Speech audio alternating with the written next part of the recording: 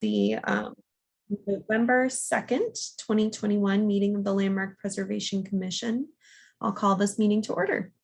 Let's begin with introductions of the commissioners. I'll go ahead and get started. My name is Kelly Wemple. I'm an architect, and I was nominated by the American Institute of Architects. Next, we have George. Hello, everyone. I'm George Dennis. I am an owner of a historic home that we researched and got through and restored. And I was nominated by History Colorado. Thanks, Brad. Hi, my name is Brad Gassman. I'm an architect, and I was nominated by History Colorado. Aaron. Oh, we don't have Aaron today. Sorry. Graham. Oh, sorry, unmuted. Graham Johnson, a preservation project manager nominated by the Denver Planning Board. Thanks. Julie. Hi, I'm Julie Johnson. I'm a historic preservation project manager as well, and I was nominated by the community at large. Gary. Hello, I'm Gary Petrie. I'm an architect, and I was nominated by the Denver Planning Board. Erica. Hi, I'm Erica Warzel. I'm an architectural historian and preservation consultant, and I was nominated by the community at large. And Anne. Hi, I'm Ann Wattenberg. I'm an architect, and I was nominated by the American Institute of Architects. Great. Jen, would you like to introduce yourself as well? Sure, I'm Jen Capetto. I'm landmark preservation staff. Awesome. All right. So the next thing on our agenda today, I'm just pulling it up here. We have one meeting record up for review and approval. It's the October 19th meeting. So did all the commissioners have the chance to look that over? And if you have any comments, go ahead and mention it now. If not, who would like to make the motion? Kelly, I can make the motion. Great. I move to approve the meeting record for October 19th, 2021. All right, thanks. Brad, do we have a second? Madam Chair, I'll second it. This is Julie. Thanks, Julie. All right, I will call for the vote then. George. Aye. Brad. Aye. Graham. And I was not present at the meeting. Okay, I heard the tail end of that and you said you weren't present. Yeah, so abstain. Thank you. All right, Julie. Aye. Gary. Aye. Erica. Erica, are you there? Erica, how would you like to vote on this motion? Sorry, I think it froze on me. Aye. So, okay, thanks. Anne. Aye. And Kelly. Aye. All right, so we almost have a unanimous vote. We have one abstention, and that was Graham. So the motion passes and the meeting record is approved. Okay, so next up, we have our public comment period. This is for general preservation comments, not any comments on projects that we'll be seeing in our hearing or design review today. I will, with one caveat, anything that's on consent agenda, we don't have separate public comment times for consent agenda. So if there is something that you want to comment on that's on consent, you can go ahead and do that at this time. But if you have any comments for the hearing or design review, we'll go ahead and have a separate public comment period at that time. So up on the screen is the ways to provide public comment. If you're joining us by phone, please dial *9 on your keypad to raise your hand. If you're joining us via computer, use the hand raise button. So we're getting a lot of people raising their hands who previously signed up on when they registered for Zoom as public comments for the designation. Okay. Just a reminder, this is not about the designation. This is if you want to talk about preservation in general, but not specific to the designation. So I'm going to start calling on people. If you don't want to talk generally, please lower your hand. But we've got 4 people who have their hand raised for general comments about preservation matters.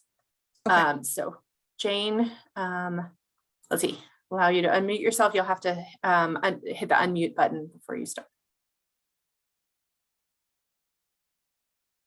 Nope, hand down. Okay. Okay. All right, and then Caroline Caselli, Caroline. Let me, oops. Great. I think Yep. you can hear me.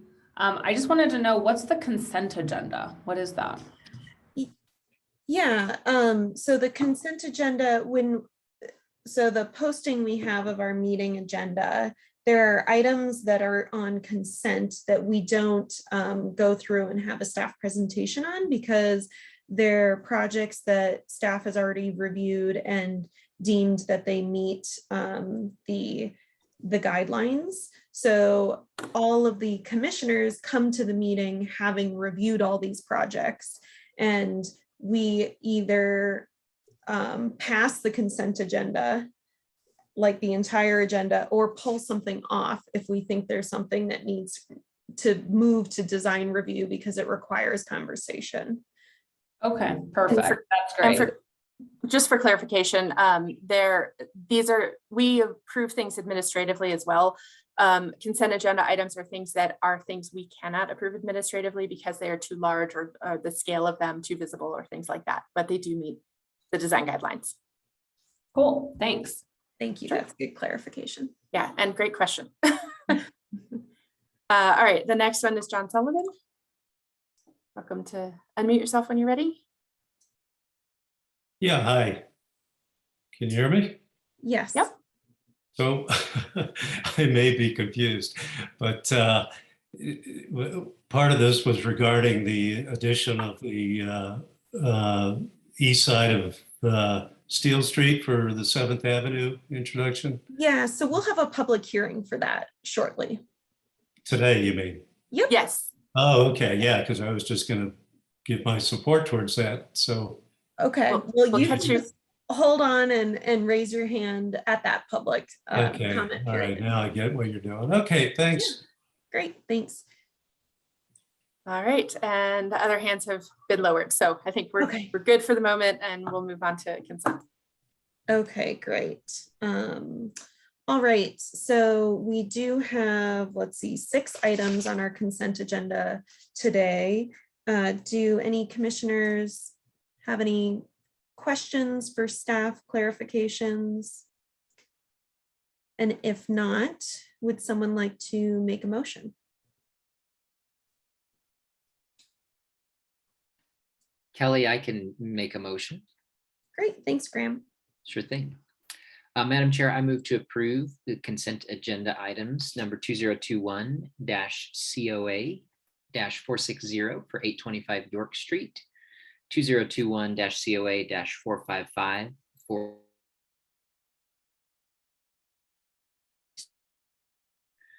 21-ZLAM-222 at 220 Acoma Street and 35 West 2nd Avenue, Acoma, however our Denver lexicon says that.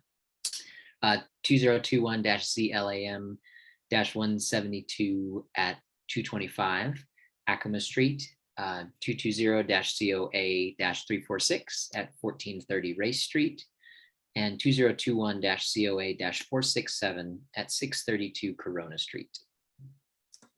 Great, thank you, Graham. I don't know if for everyone else, but Graham froze for a moment. So do we need the whole motion redone? I think if just to verify which properties they were. So I think I heard the 825 York Street, but I don't believe I heard 2151 East Hawthorne Place. And then I heard again 220 Acoma. So Graham, if you'd like to include Hawthorne, please add that. Yes, certainly would. So 2021-COA-455 for 2151 East Hawthorne Place. Great. Thank you, Graham. Do we have a second? Madam Chair, I'll second it. Thanks, Julie. All right. In that case, I'll call for the vote. George.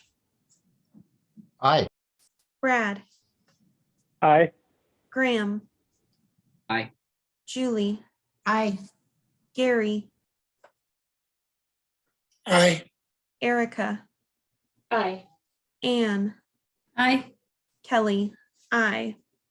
All right, so we have a unanimous vote and the motion passes. So if you are attending this meeting for one of the projects that was on our consent agenda, you can feel free to hop off the call or continue to attend the rest of the meeting, but your project has been approved.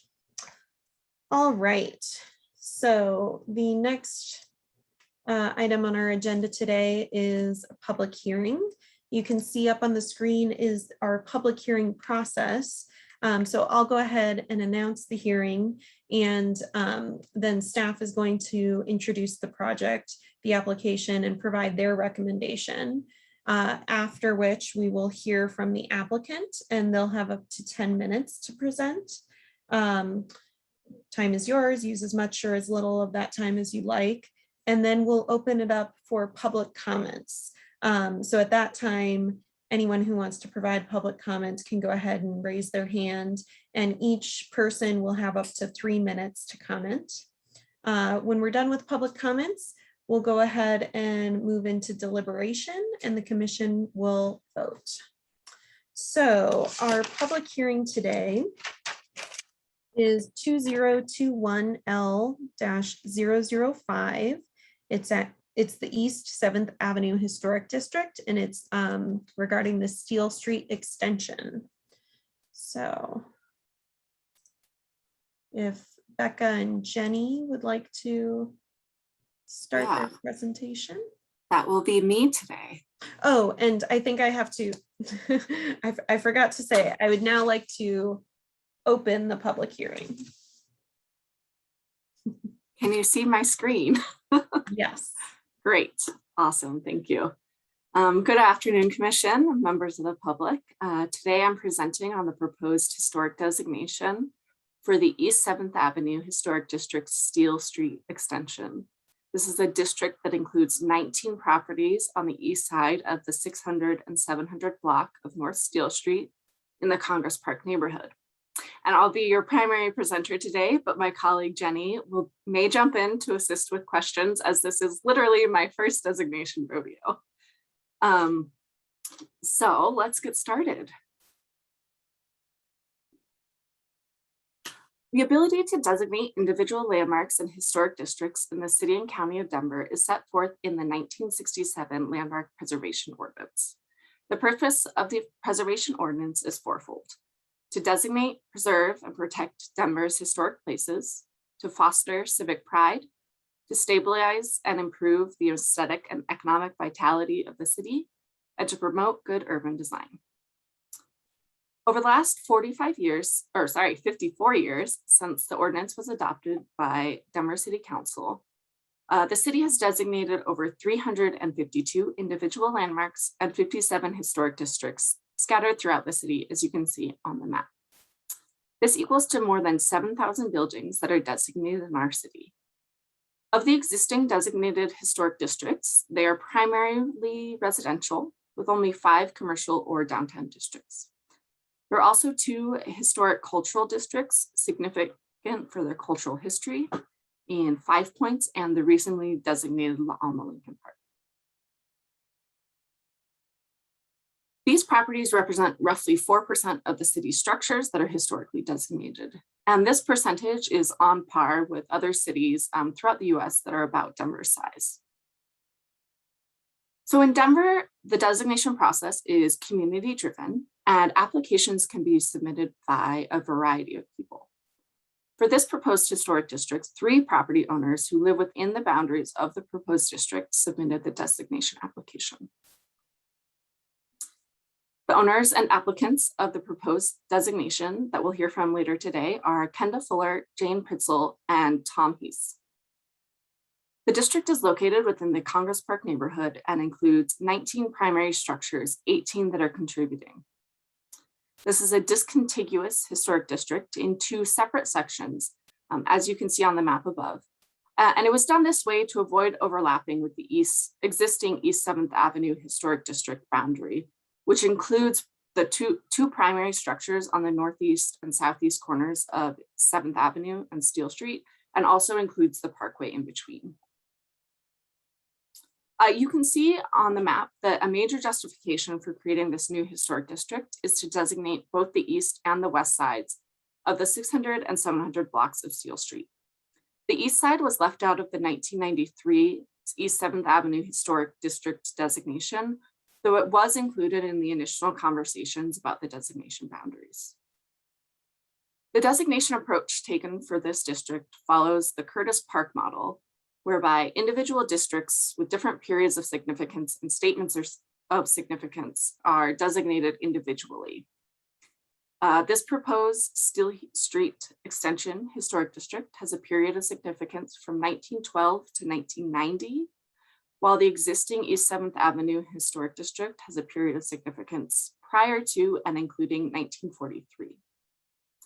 And just to note, this area is zoned USUC, which is a single unit district allowing urban houses with a minimum zone lot area of 5,500 square feet.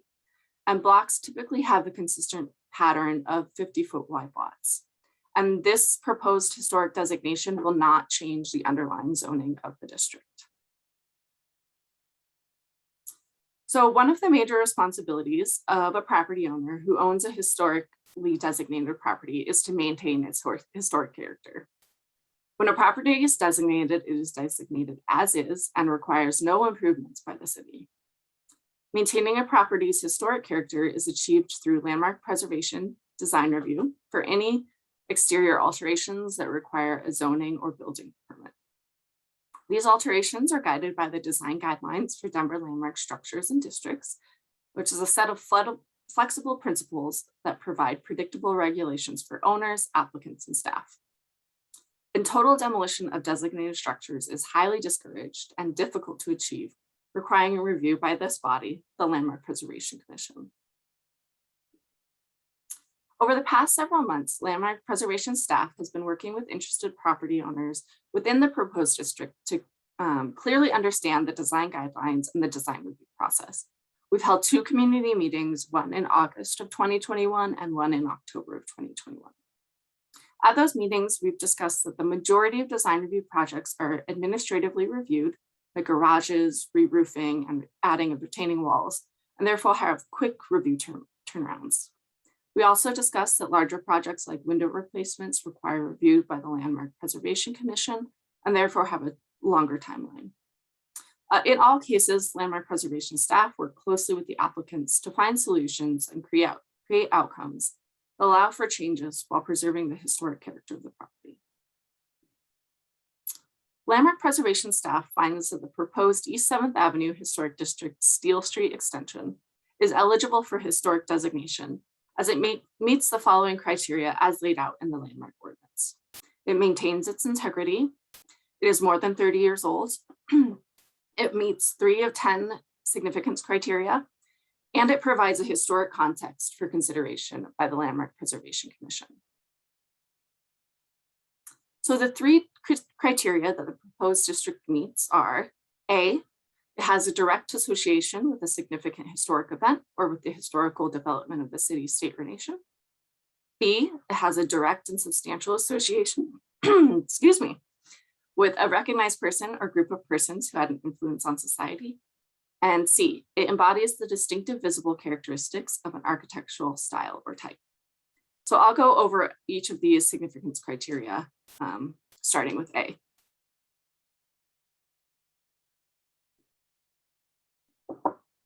So the proposed Steel Street extension has a direct association with the historical development of the city of Denver for its close association with the City Beautiful movement and with the development of the East 7th Avenue Parkway, which runs between the 2 blocks of the proposed district, but which is not included in the designated boundary because it has already been designated.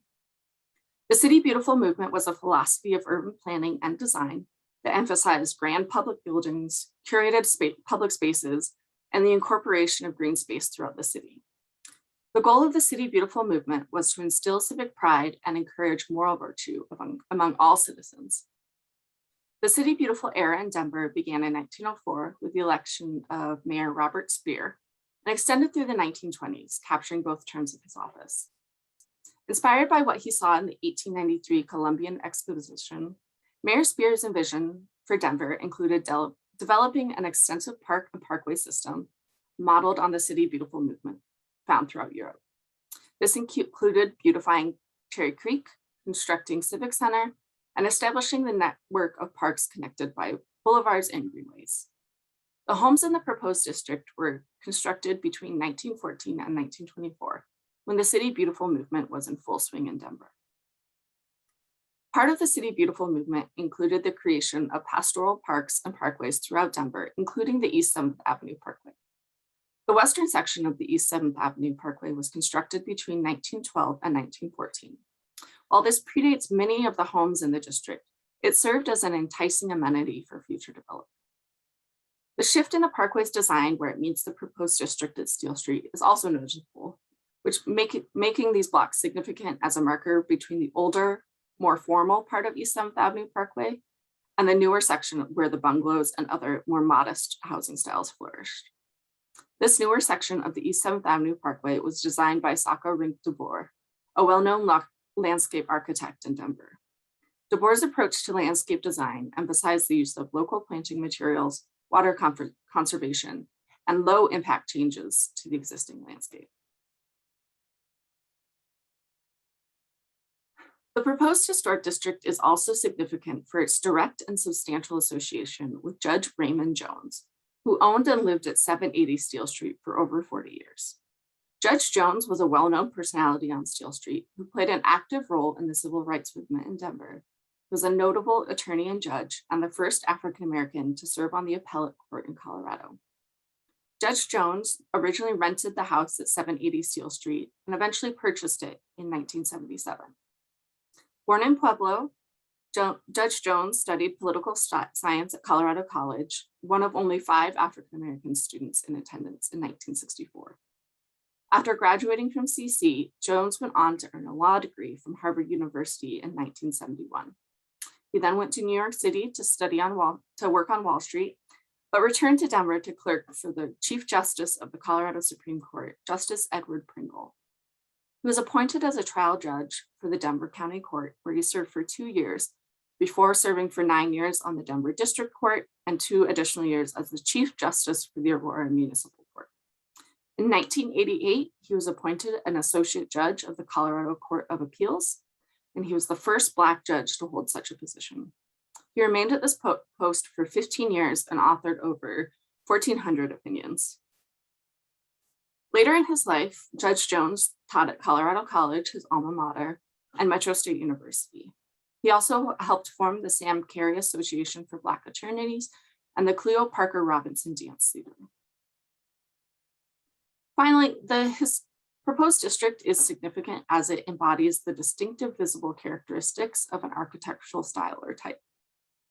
The homes in the proposed district embody the craftsman architectural style, with 16 out of the 19 structures exhibiting distinguishing characteristics of this style. Defining features of the craftsman style include low-pitched gable or hipped roofs, wide overhanging eaves, often with exposed rafter tails, and full or partial with porches with a substantial square or tapered column to support the roof porch. The bungalows in the proposed district were constructed between 1915 and 1924 at the height of the style's popularity in Denver. There are 2 homes built not in the bungalow style in the district, and they include 1 4-square and 1 central passage, double pile. These homes were built within the period of significance for the district, and they are representative of their era of construction. There is 1 building that is considered non-contributing to the district, 716 Steel Street, which was constructed originally in the craftsman style. However, a fire in the 1980s required extensive remodeling, which impacted the integrity of the original design. So and you can see 716 Steel Street is up on the screen here. You can see that the addition of front dormers and the enclosure of the front porch have changed that craftsman style. It still retains its original massing, but it has deviated significantly from its original form. Otherwise, the proposed historic district retained its historic integrity, which includes integrity of location, design, workmanship, materials, setting, feeling, and association. There have been some additional changes and alterations to homes within the district, including window replacement and the construction of retaining walls. However, these changes do not negatively impact the historic character or integrity of the district. Another requirement of the historic district is that it relates to a historic context or theme. The Steel Street extension relates to the City Beautiful era of development of properties in central Denver along streetcar lines and adjacent to parks and parkways. It also represents the evolution and changing demographics of the Congress Park neighborhood from the early 1900s residents to the city's urban renaissance from the 1970s to 1990s. The period of significance for the proposed district is 1912 to 1990. This period of significance reflects the district's many areas of significance, starting with its construction during the late City Beautiful movement and extending through its association with Judge Raymond Jones, who lived in the district during his active life. As of Monday, November 1st at 5 p.m., Landmark staff has received 25 public comments regarding the proposed historic district. This includes responses to a city-hosted web survey, emails to Landmark staff, and letters from registered neighborhood organizations and other interested parties. The Landmark Preservation Commission has received a copy of all of these responses. Of the 25 public comments, 21 were in support of the historic district. Of those 21 responses, 11 of them came from property owners within the proposed district. One response to our web survey was neutral, also from a property owner within the district. And finally, we received 3 comments in opposition to the proposed district, and all 3 of those were from property owners in the district. We'd also like to note that there have been a few people who have submitted multiple comments or who have changed their minds as they've gone through the process and learned more about the designation.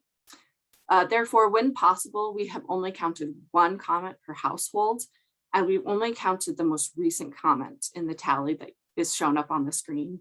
But we've forwarded all of the comments, duplicates and all, to the LPC for their review. So as a brief recap, the proposed historic district meets the designation criteria laid out in the Landmark Preservation Ordinance. The district is more than 30 years old. It meets 3 designation criteria, A, B, and C. It retains historic and physical integrity, and it relates to historic context. Therefore, staff is recommending approval of this historic district and forwarding this application to City Council. Thank you, Becca. Are there any questions for staff? No. All right. Thanks. Is the applicant present? Can we promote them? Lily's promoting all 3 of them. Great. And I've got the timer. So Awesome. So if you could start with your names and addresses of anyone who's speaking during the 10 minutes, that would be great for our records. And you have up to 10 minutes, and Jen will be holding a timer. So if you look at her video, you can see how much time you have left. You can start when you're ready. Yes, my name is Kenda Fuller. I'm one of the applicants, and I'm speaking for myself and the other applicants, Jane Pritzel and Thomas Heese. Thank you for the opportunity to be in front of you today. As we were preparing our presentation, Jenny suggested that we tell you why we are here today. We are here because the house that Judge Jones occupied stands empty. This was a part of a conversation during the annual holiday party, which Judge Jones had helped establish more than 40 years ago and attended regularly. The musings were about how he had added so much to the neighborhood and how we were going to miss him. What was going to happen next, we wondered. During change, we all become more reflective, and the conversation continued about what an amazing, diverse, and yet cohesive block we live in. My husband, David Weiss, suggested that one way to protect what we have is historic designation. We looked around at the neighbors at that party. Half already lived within that historic preservation, but those of us on the east side of Steel Street did not. We are here because when we sought out the opinion of experts like Michael Henry, Kathleen Riley, and Annie Robb Levinsky, who encouraged us to go forward, along with Nancy Widman, who was one of the authors of the original application for the 7th Avenue designation, they concurred that the boundary of a district made more sense to be an alley between two streets rather than down the center of an active street. We are here really because Mayor Spear created the East 7th Avenue Parkway as part of his vision of the City Beautiful movement, believing it supported a rational urban framework and encouraged expanded residential development in the neighborhoods radiating out from downtown Denver. The Congress Park neighborhood grew out of these principles. Our early outreach included asking current homeowners to provide information on the original owners. There was immediate interest and stories emerged. A pattern developed as we put the individual stories together. It became clear that many immigrated from Eastern Europe or were second-generation Americans from the Midwest. What also became clear was that not only were many Jewish, but they were very active in local Jewish organizations, and many were prominent in Denver businesses. There were jewelers, bankers, doctors, and lawyers. Their stories were complex and interesting. We could now imagine these owners walking 7th Avenue, riding the streetcars to downtown Denver, and having conversations with each other. So we began to ask, why did they come here? They wanted smaller and more affordable houses than those that faced the parkway. The answer was in the new housing type, the bungalow that was springing up in the neighborhood into the 1920s. The desire was to build a home that was more modern, efficient, and sustainable. This was essential as both men and women joined the educated and professional ranks while caring for their homes without servants. Several of these homes were purchased by women. Row-lock windowsills, exposed rafter tails, ridge beams, square and tapered piers supporting porch roofs. These were words that I found in the survey data of our blocks provided by Discover Denver. As I worked to complete the inventory, these words became familiar because they were used consistently to describe the houses that comprise our craftsman heritage on these blocks. I see these consistent elements now as I walk down the blocks, but appreciate the variety of facades.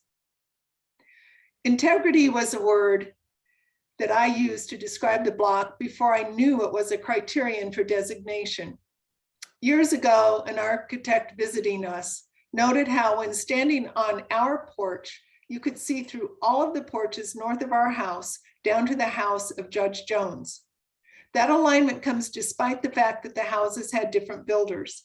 This information fostered our sense of being in a unique place within the larger view of 7th Avenue. We had found a big part of our story. We are here because a young and brave Raymond Jones hopped on a bus from Colorado College to join the protest in Selma.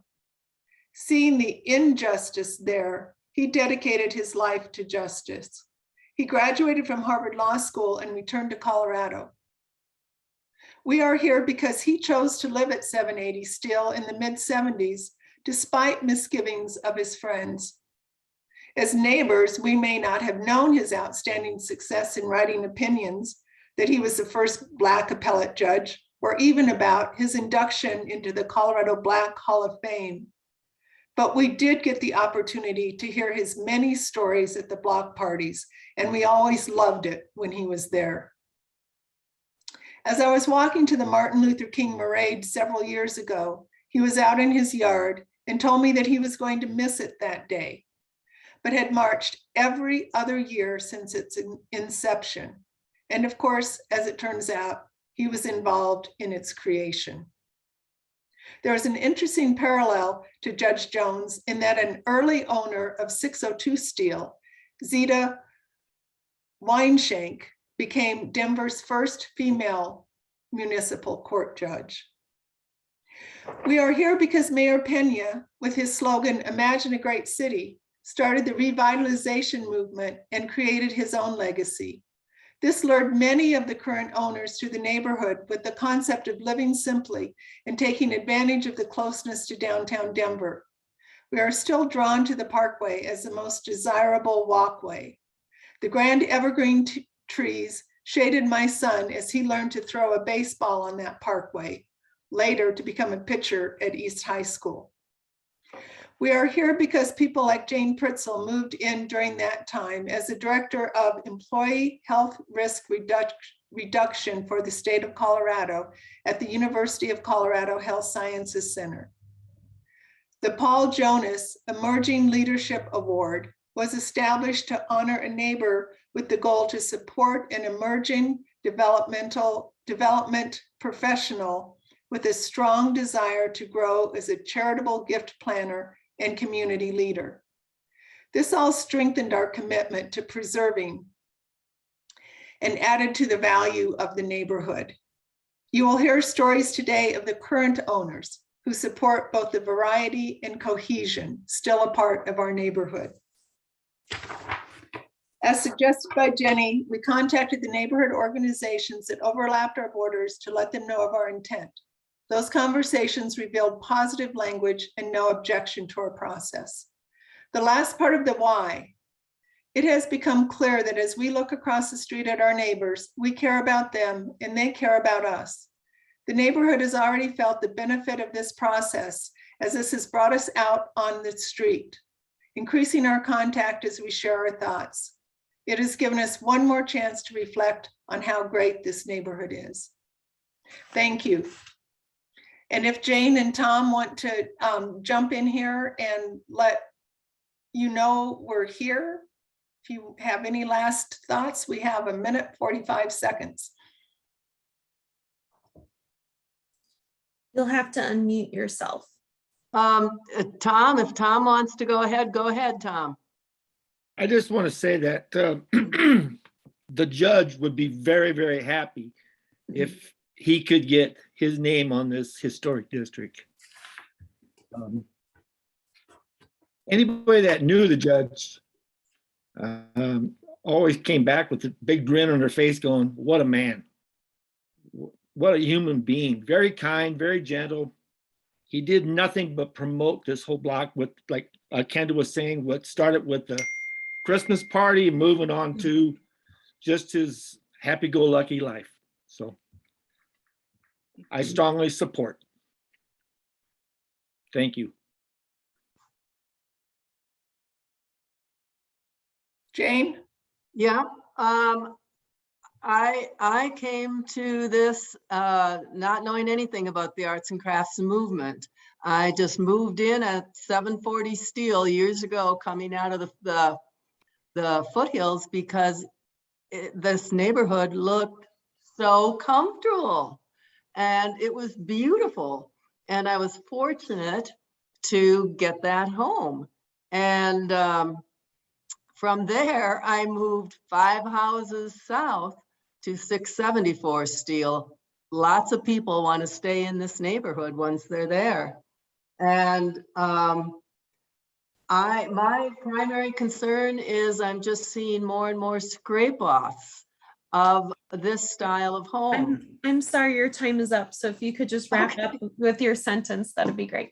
Oh yeah, and that is my interest in preservation, is just not losing more of this beautiful style of home. Thank you. And could we get your addresses for the record, Kendra, Jane, and Tom? Maybe starting with Kendra. Yes, I'm Kendra Fuller at 756 Steel. Thank you. And Jane? I'm at 674. Great. And Thomas? 770 Steel. Thank you. Really appreciate it. All right. Are there any questions for the applicants from the commissioners? Yeah, Erica. I just had a quick question as far as the garages go. If there was much thought given to including them as contributing, I note that you wrote that they had not as much integrity, and I just wondered if you could speak a little bit more about that. Yes, this is Kenda. I think part of that goes all the way back to when the houses were constructed. And at that time, the owners weren't driving cars. And so I think many of the houses were constructed without garages, and the garages were added later. Most of the garages matched the houses, but we just didn't, since they can't be seen from the street except for the house at I think 726 Steel Street. You can see that little attached garage. They just didn't seem to contribute to the value of this. And we had a concern that if anybody then wanted to change a garage, because would probably be a likely scenario, that they wouldn't have the full burden of the historic review. Thank you. Any other questions for the applicants? No? Speak now or forever hold your peace. Okay. All right. Well, thank you for your time. Thank you.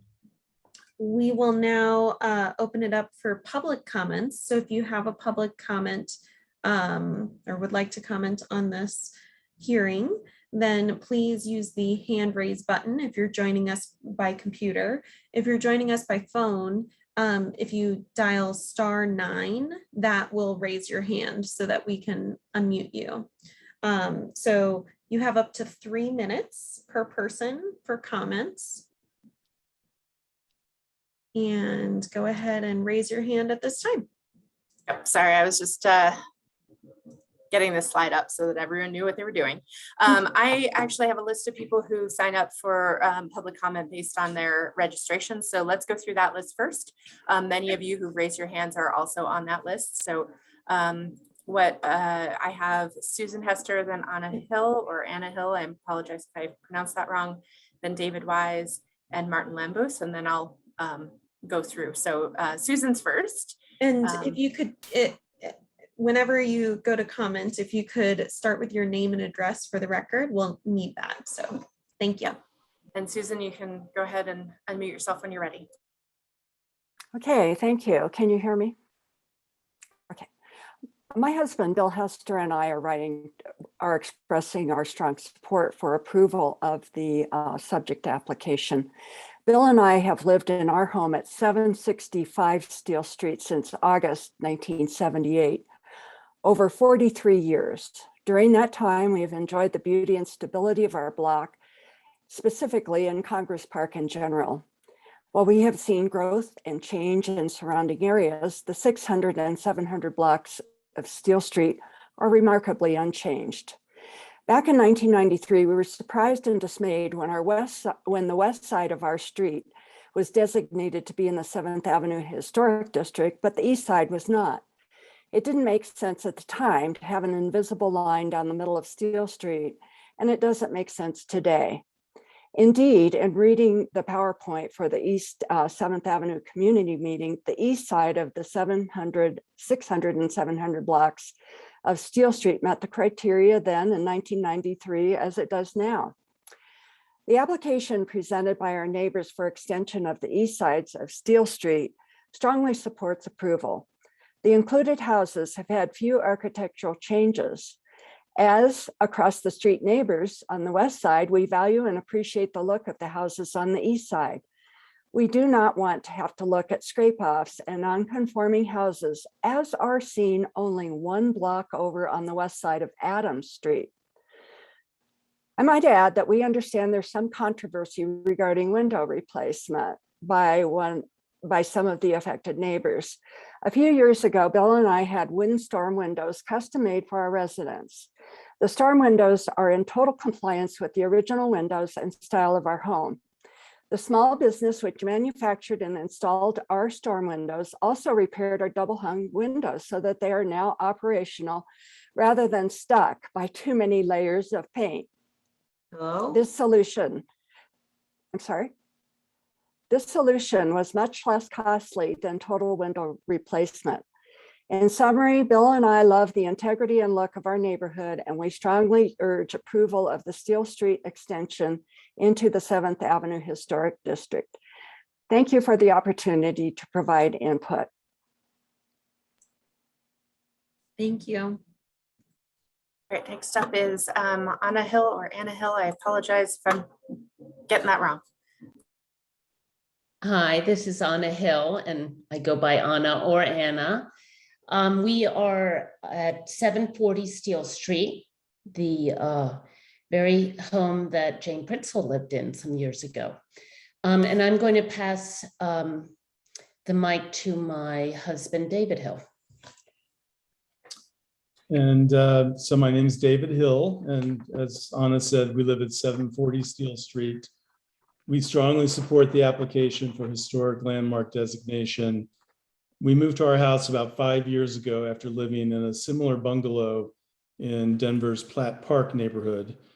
We were drawn to Congress Park in part because of the neighborhood's well-preserved historic houses, some of them across the street in the existing historic district. At the time, the historic character of Platt Park was starting to change as more and more houses were being torn down. That trend has only worsened as it has throughout the city. Historic designations are one of the few tools residents have to preserve the city's cultural and architectural treasures. And as others have pointed out, it never made sense to us that the houses on the west side of Steel Street were protected as part of the 7th Avenue Historic District, while those on the east side were not. And this new extension will correct that oversight. Thanks. Thank you. All right, great. The next up, we've got David Wise, then after that is Martin, and then Michael Flowers and Daryl McGregor. So hold on, get my list here. All right, David, you are welcome to unmute yourself. I'm David Wise. I live at 756 Steel Street. I began this process after a conversation with a neighbor who had met a fellow standing at the property next door to his house and began boasting that he was going to build a spec house that would be a white stucco box, and he referred to it as a beach house. That was startling and alarming. Fortunately, that hasn't happened yet, but it made it clear that the threat of this sort of redevelopment, insensitive redevelopment, is real. At about the same time, I became aware that the Denver planning process had removed the principle of preserving areas of stability from their policies, and that overall, the city has no design review except in historic districts and in areas that have covenants or zoning overlays, and we had none of those. I've worked as an architect for 40 years in Denver, and I appreciate the diversity, livability, and architectural character of Capitol Hill and Congress Park, as well as in Uptown, where I have a storefront office. I've been an architect for the renovation of several notable historic buildings, the Newsteaders Building, the Edbrick Lofts, the Airedale Building, all with wood windows, and nearly 12 historic houses, some of them bungalows, and 2 of them on 7th Avenue. Every one of these projects had tight budgets and important financial parameters. They were ultimately all good investments that enhanced their surrounding neighborhoods. My desire to protect this small slice of Denver grew from the heartfelt concerns of my neighbor about threats of incompatible development. The one thing I could offer to pursue in response was historic designation. Protecting the integrity of the street fronts while still allowing additions and remodeling through the Landmark Commission's well-established system of technical support, design review, professional consultation with city staff, and access to tax credits is, in my mind, a no-brainer. Designation does not impose a hardship.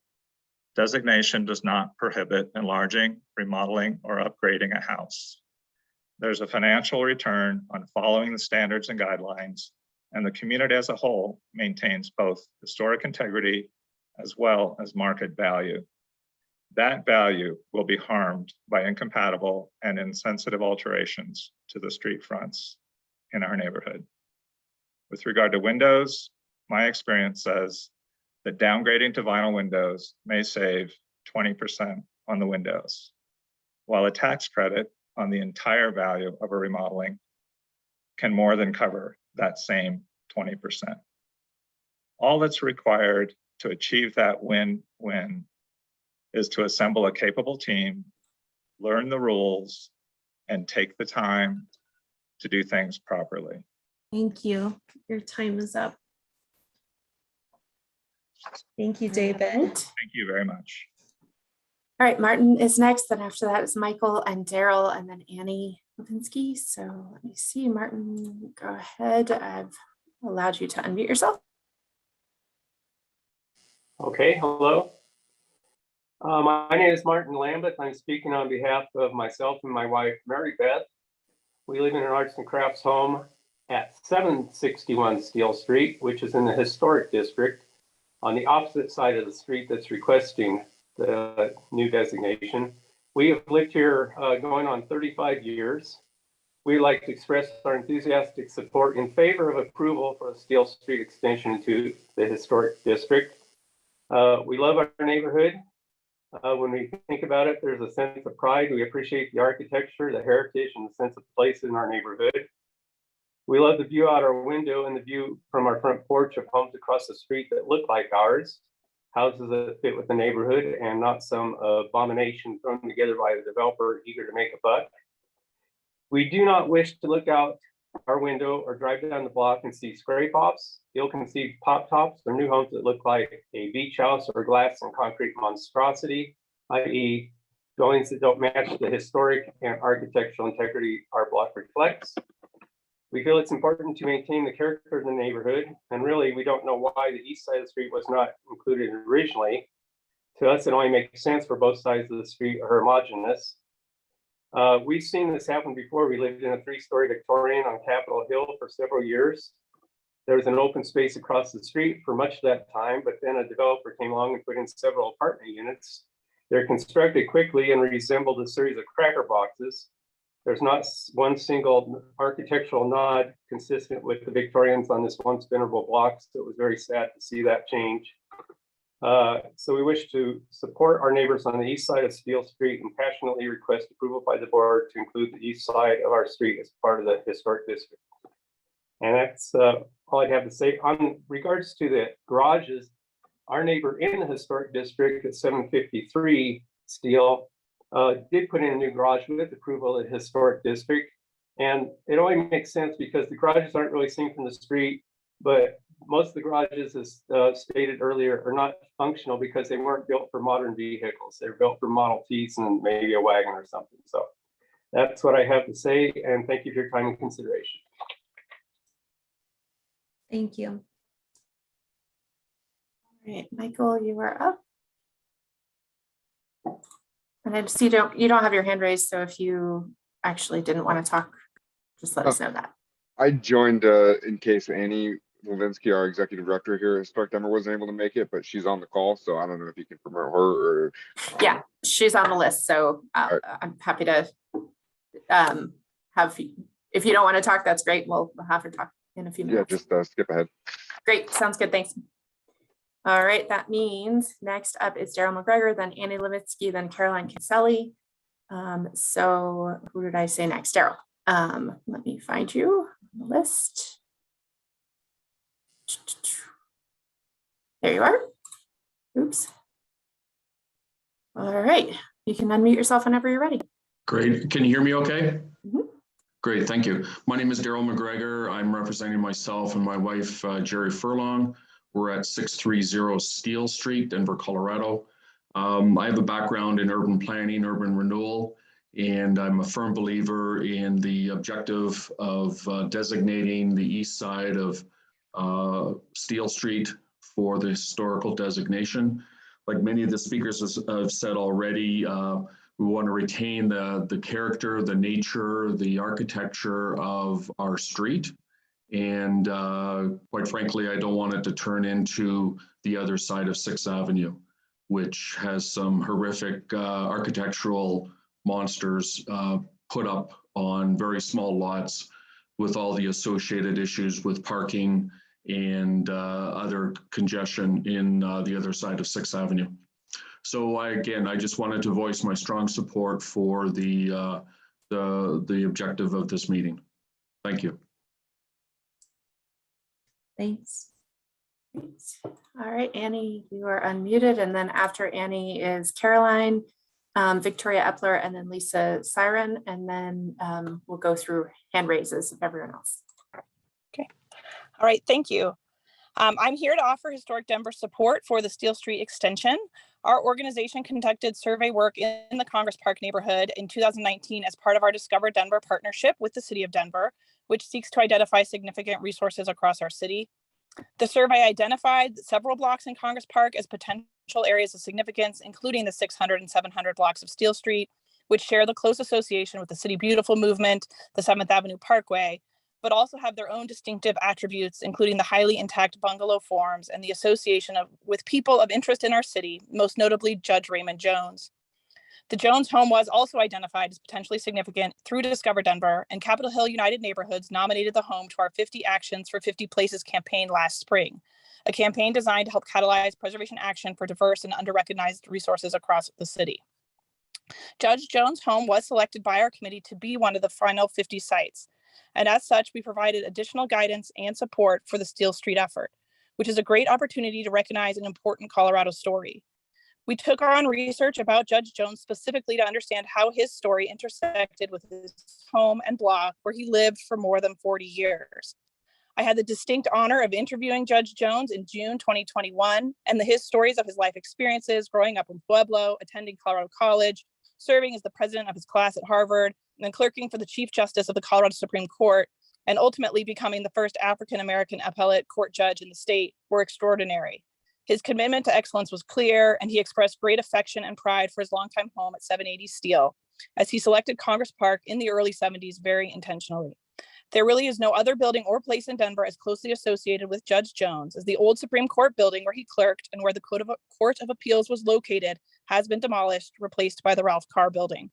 We encourage you to recommend this designation, and we look forward to working with the block's residents to tell these stories and to care for the homes. Thank you. Thanks, Annie.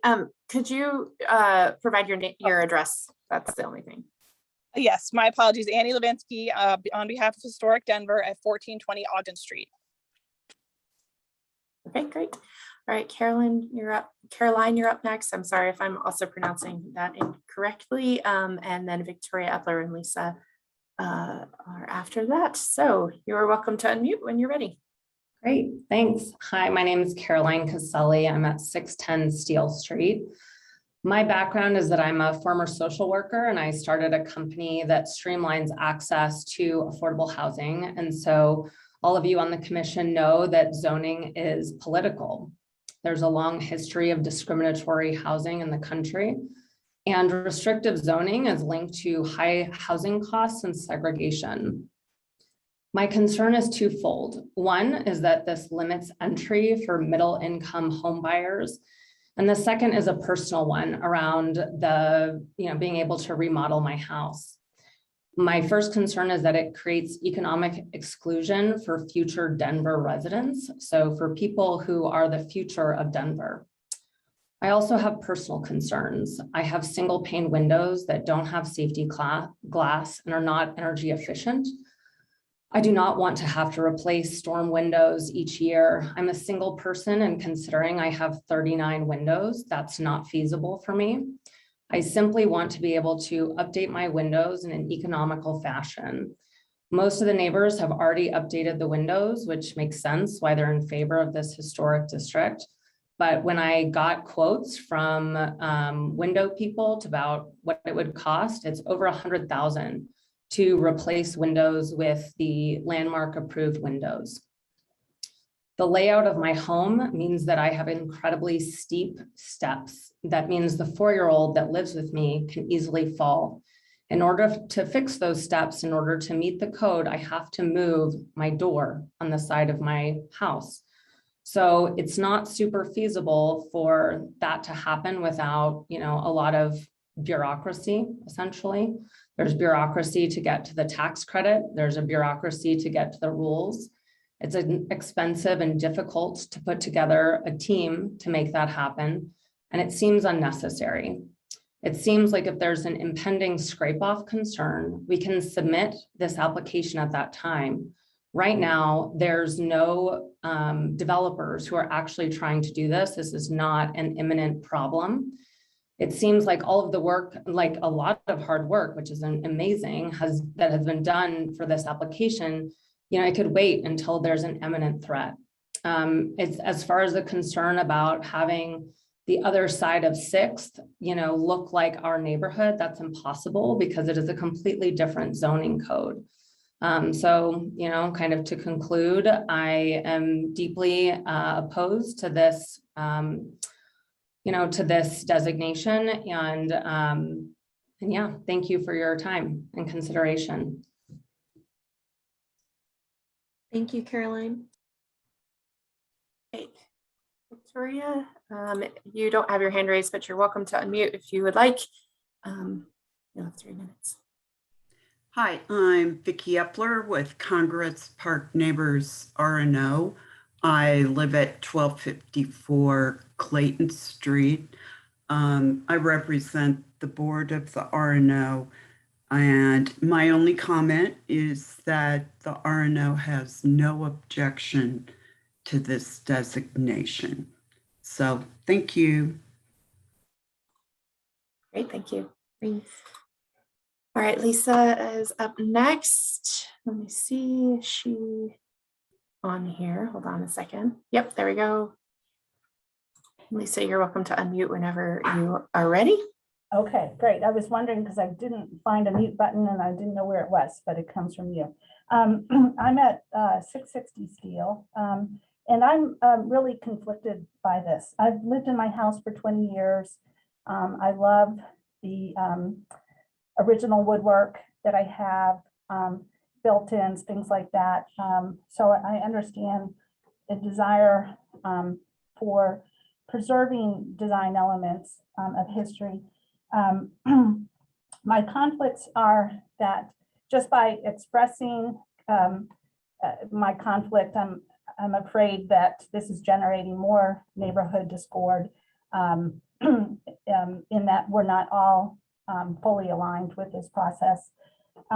Secondly, I'm conflicted because I understand that there's new design guidelines that are being generated, and so I'm not even sure what those guidelines are going to be and how they're going to impact us. It seems that not having no scrape-offs sounds like a good idea, although it does tend to create a lack of diversity. And I have walked down other blocks off of 7th Avenue that are not part of the district, such as Adams and Madison. And some of the new architecture is actually very nice and sort of raises the street interest. And statements such as modifications that have already done, such windows and retaining walls, don't distract from historic significance, make me wonder why we do have to go through this administrative red tape for windows and retaining walls and egress windows if they're not really distracting from the historic significance of our houses to begin with. And lastly, I am planning to do interior remodeling, but the city now has a new code where you have to have an egress window. Every remodeler I talked to, and I've been looking at remodelers since May, have mentioned the amount of red tape and difficulty with having historic designation. And yet the city says I have to put an egress window in. So that is a for me. It feels like it really should be an easier process to go through. I've been living in my house for 20 years without historic designation, and it's a great place. So I'm conflicted by what actual value it will add to me. So those are my concerns, and I would like you at least to hear them from people on my block. So thank you. Thank you, Lisa.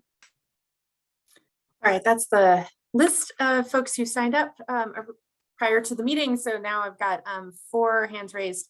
I'm going to go in the order that they're showing up on my screen. So that's John Sullivan, Warren Moyer, Anthony Rockwood, and Matthew Perry. So I'll start with John.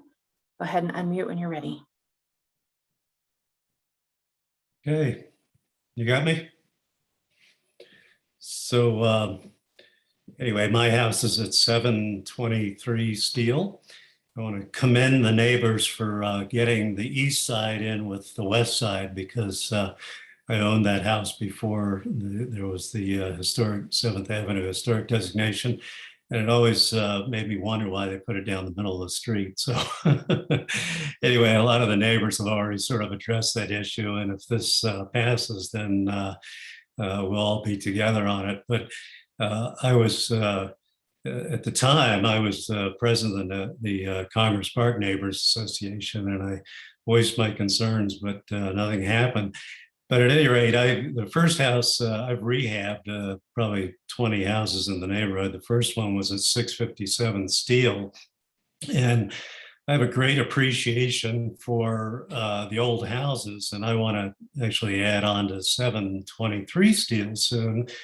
And I want to do it in a very sensitive way. And some of the neighbors already know some of the work I've done in the neighborhood that fits in so well that it's hard to know that it's even a new build. But I think, to Carolyn's and Lisa's point, I think a lot of people do feel like some of the landmark requirements are a little bit cumbersome.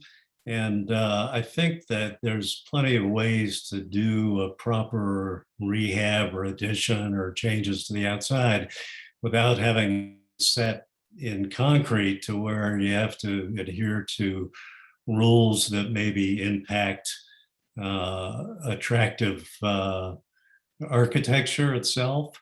So I think that those, the new people that are coming into the district, if it happens, I think that with Landmark having these meetings and reviewing the current requirements, I hope that in this next iteration of rules that the public's concerns about those things are taken into account, because I think they're legitimate concerns. And taking it forward, I think it would be important to recognize that. So thanks for your time. Congratulations to the neighbors if it passes, and look forward to having you in the district.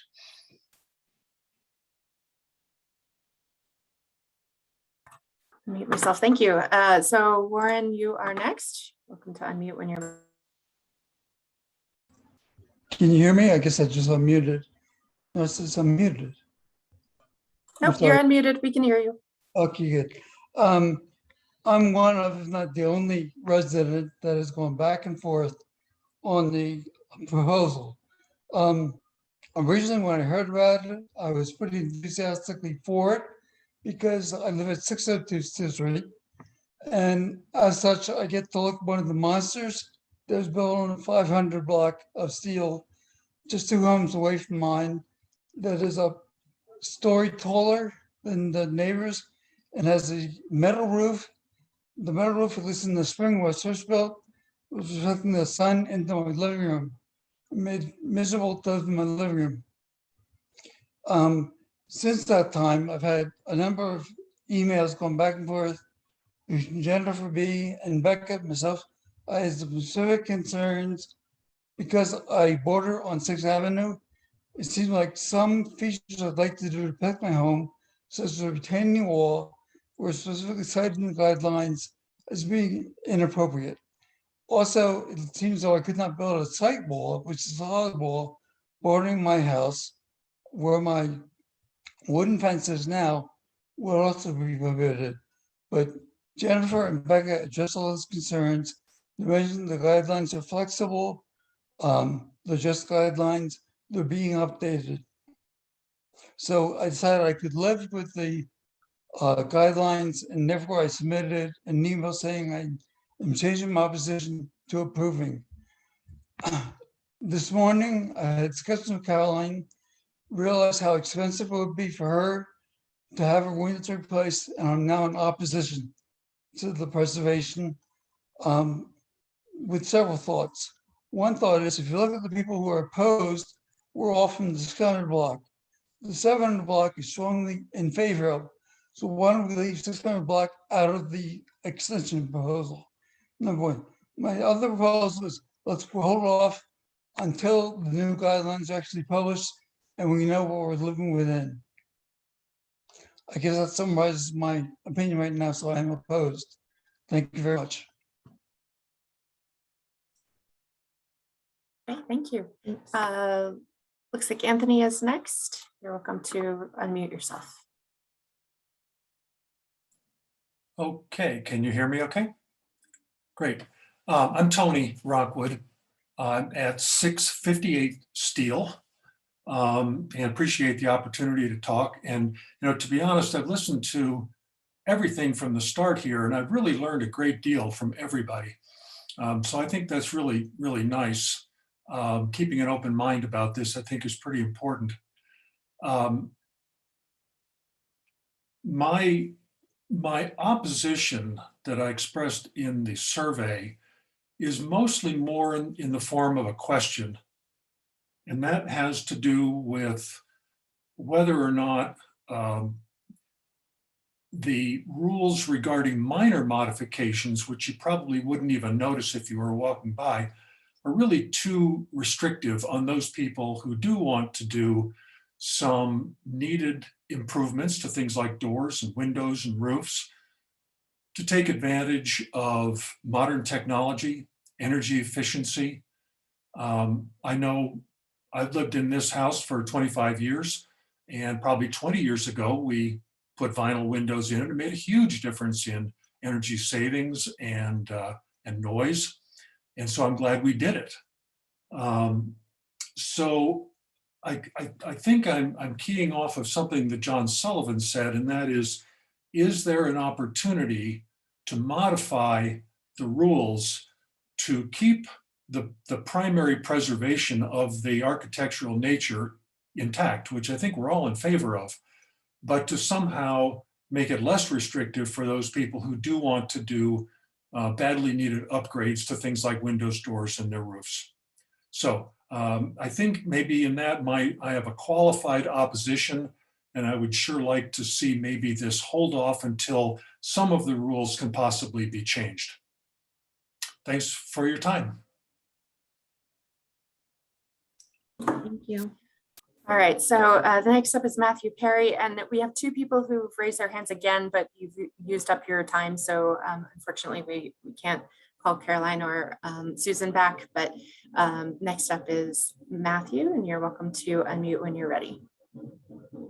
Hi, my name is Matt Perry. I live at 785 Steel Street, and I've only lived here since December 2008. So 13 years is pretty much a newbie in this neighborhood. And I think that speaks a lot about what this neighborhood is about. People stay here an awfully long time for a reason. And really, my neighbors have said things much more eloquently than I could. And I should state right off the bat, I strongly support having joined the east side of Steel Street to the historic district. But, my house, I just wanted to offer a quick bit of perspective. In 2012, our house was hit by a car, and it had to be almost completely gutted and rebuilt again. So I have a fair bit of experience of working with Landmark, and one of the hallmarks, I thought it was going to be a nightmare, and they actually made what should have been and could have been a very difficult process incredibly easy, and offered some really creative solutions. And I'd like to say the same with Chun. So people that are worried about that, having literally had to deal with them on every aspect of rebuilding our house, they made it incredibly easy. And the only difference you would notice today is that we have egress windows. And so regarding windows, as other people have mentioned, it's a huge bone of contention, but we put in interior storm windows. I want to say, I think we paid $3,000 for them. We have 47 windows. So, and it makes a tremendous difference in terms of sound and in terms of energy efficiency. And rather than replacing your windows, I would look to that viewpoint. Diversity versus cohesiveness. There are plenty of diverse neighborhoods in Denver. There are very few cohesive neighborhoods. This place is, it's like a treasure box that hasn't been opened, to the ravages of development that have happened in other areas. And it's something worth keeping. And finally, my last point is I think it rights a wrong, or at least an error that was made back when the historic designation was made, where they went down the middle of the street, which to me makes no sense, because when we think about our block party, sure, I'm friends with people on St. Paul who theoretically share a block with me, but my real friends are the people that live directly across the street on Steele. That's all my time. Thank you guys very much. And I hope the East Side joins us in the historic district. Thank you. All right, Jen, was that the last? Nope, we have one more who raised their hand, Brooke Moore. You are welcome to speak whenever you're ready, or unmute yourself. Hi, my name is Brooke Moore, and I live at 745 Steele. So we are in the historic designation side of the street, and I just want to say I support including the other side of the street, the east side of the street, in the historic designation. Part of the reason we bought our house in 2012 was because it was an historic neighborhood. My husband grew up 2 blocks away on East 7th Avenue Parkway, and we want to maintain the integrity of the buildings in our neighborhood. So I'd just like to say we strongly support designating the east side of the street as a historic district. Thank you. Thank you. All right, that would be it. Jen, if I could real quick, sorry. Caroline emailed saying there was somebody trying to call in who was at 620 Steele Street. I sent the information. I don't know if we want to hang on or if we're going to move on from here.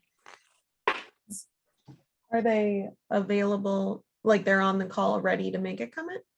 I sent the call-in information for them to join. Oh, okay. We do have one phone caller, but that person, I believe, was already has been on the call for a while. If that caller is interested in, instead of just me unmuting people, and if you are calling in and you're interested in providing public comment, if you could dial *9 on your phone, and that will raise your hand and we'll know that that's you that is called in.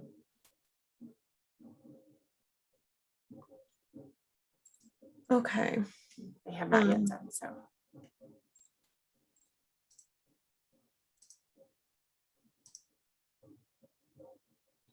All right.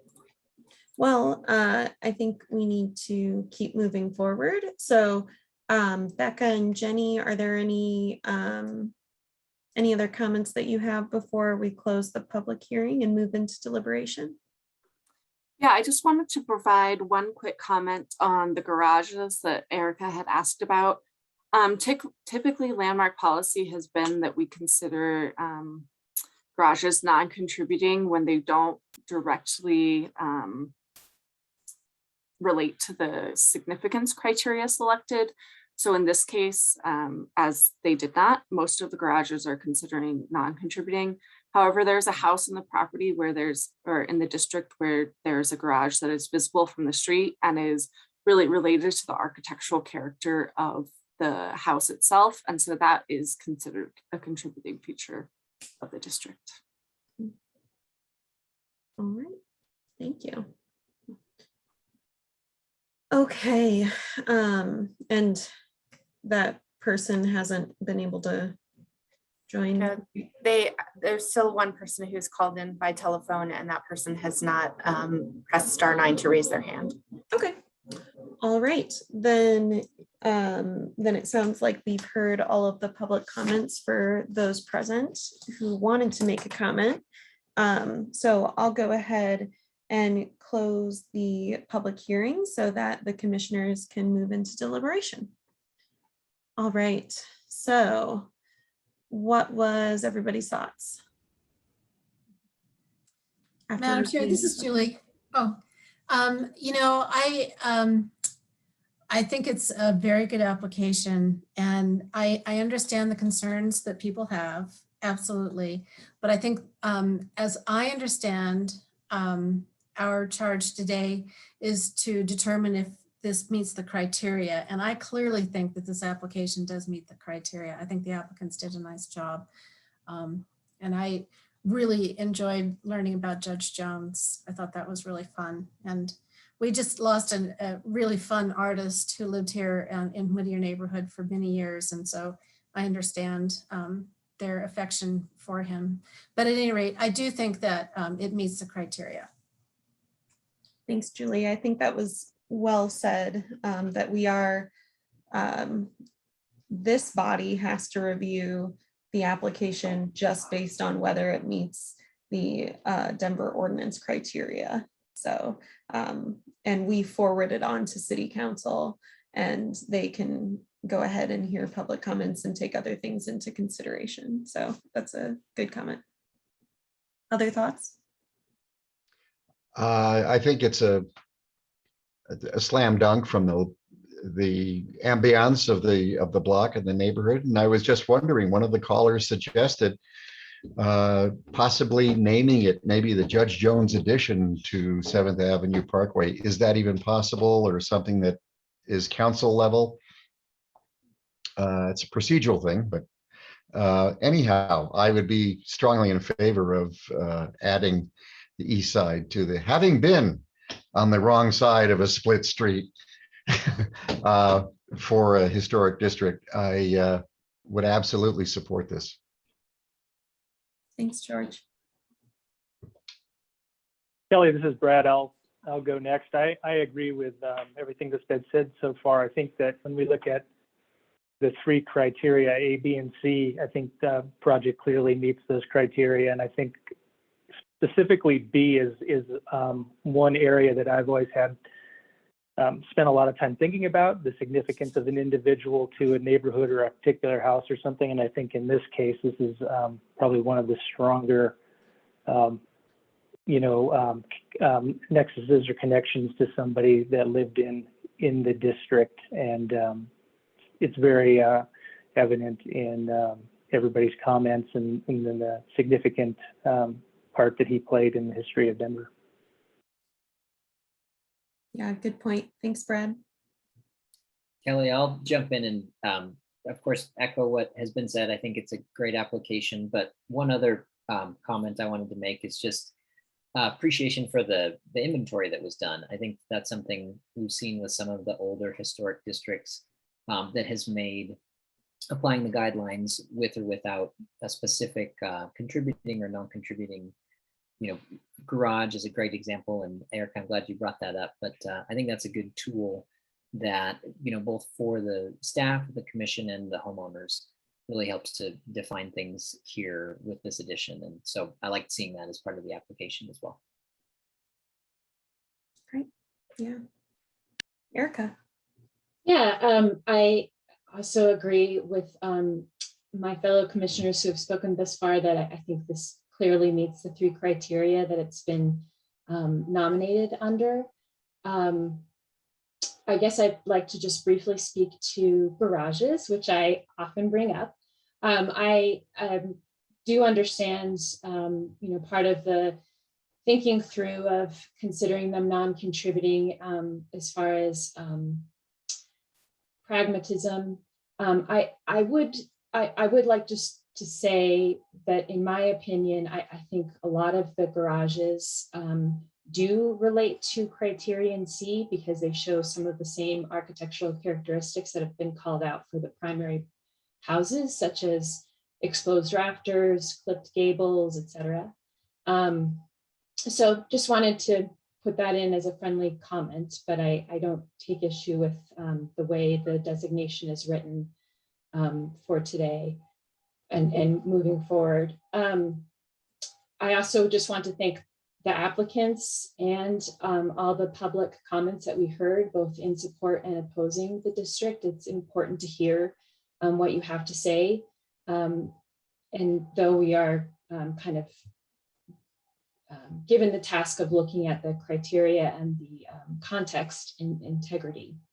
So those last 2 points, just wanted to again say that I think the application makes it clear how this district fits into its historic context of its era, the development of craftsman bungalow homes in Denver, the City Beautiful movement, et cetera, and that the houses clearly have good historic integrity. And I think my last comment would just be as far as the naming goes, both a speaker today and then the letter from Chun expressed support of naming the district for Judge Jones. And I do appreciate that impetus. However, I think it could be confusing and erroneously suggest that Judge Jones was directly responsible for the development of the neighborhood. I don't feel strongly about this. I'm just putting this out there as probably the reason why I would support the name as it is today of Steel Street Extension of the East 7th Avenue Historic District. But thank you everyone and staff as well for all the work on this application, which I fully support. Well said. Any other comments? No, so I'm thinking the rest of us are in agreement with what's been said. Everybody's made some really good comments, and I completely agree that it is apparent that this meets the criteria for designation. And I also want to echo what Erica said, that appreciate all the public comments, both in favor and in opposition. And I hope that maybe it was helpful for everyone to hear each other's comments, because I know some people had maybe some things that might be helpful to know about, the process of, options for windows and things like that. And I encourage everyone to participate in the public process for updating our design guidelines, and keep, voicing your thoughts so that you can have input in the design guideline update. But I know this body does review a lot of window replacements and egress windows and roofing replacements. And I'm sure staff has helped explain that those things are not out of the question, as long as they're compatible. So I hope that you can look into that more. And it sounds like we're in agreement. So who is going to make the motion? Madam Chair, I'd like to make the motion. This is Julie. Great, go for it. I move to recommend approval and forward to City Council for landmark designation, the East 7th Avenue Historic District - Steel Street Extension, application number 2021L-005, based upon the landmark ordinance criteria A, B, and C, citing as findings of fact for this recommendation, the application form, public testimony, and the October 26, 2021 staff report. Thank you, Julie. Do we have a second? Second. Great, thank you, Graham. Sorry, Erica, you gotta verbalize it.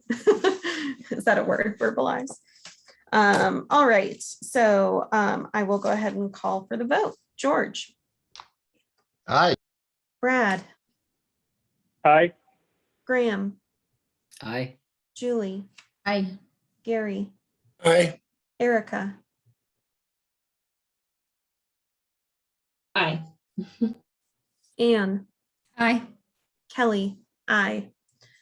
All right, so we have a unanimous vote and the motion passes. So this will be forwarded on to City Council. Okay, that's our only public hearing today. So we're going to move forward into our design review projects. So the process for design review is about to come up. There we go. So I'll go ahead and announce the project, and then just very similar to the public hearing process, staff will introduce the application and provide their recommendation. Then we'll hear from the applicant. We'll open it up for public comments. The only difference is public comments are 2 minutes per person instead of 3 for design review projects. And once we've heard all public comments, we'll move into deliberation and vote. So our first project here is 2021-LM Demo-470 at 2818 Welton Street.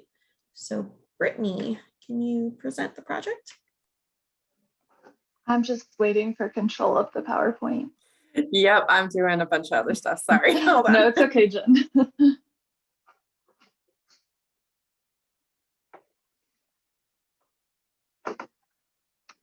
Okay.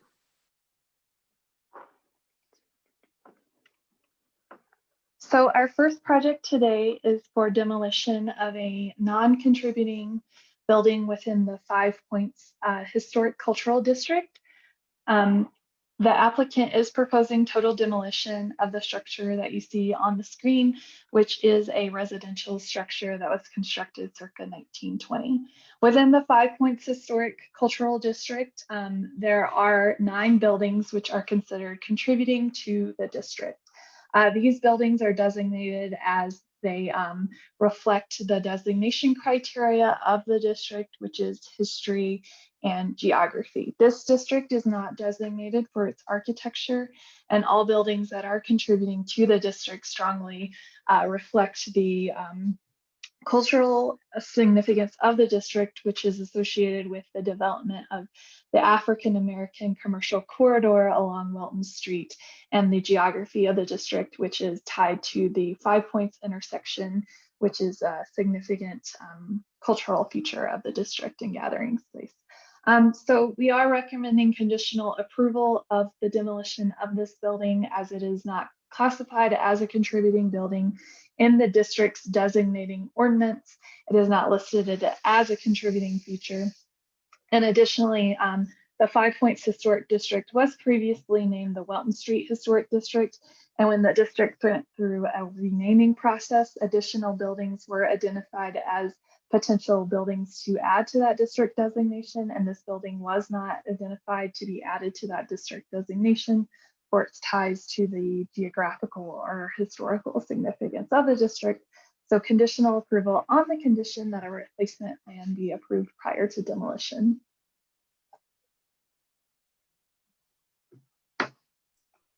Great, thank you. Are there any questions for staff? No? All right.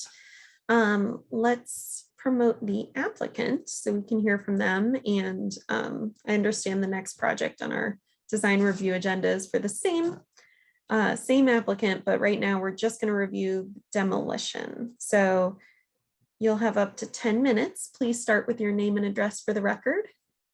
And go ahead and start when you're ready. Emily's moving them over. Great. Yep, I got Todd. Marcus is coming. Okay.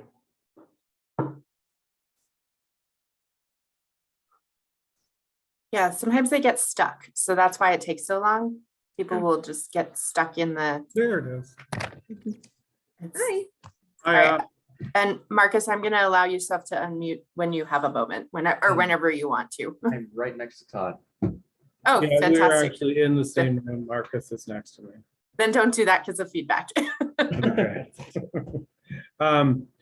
So I'm the applicant for this. I honestly don't have a great deal to talk about or to contribute to this. You know, the project is being demolished to make way for the development, which is next on the agenda.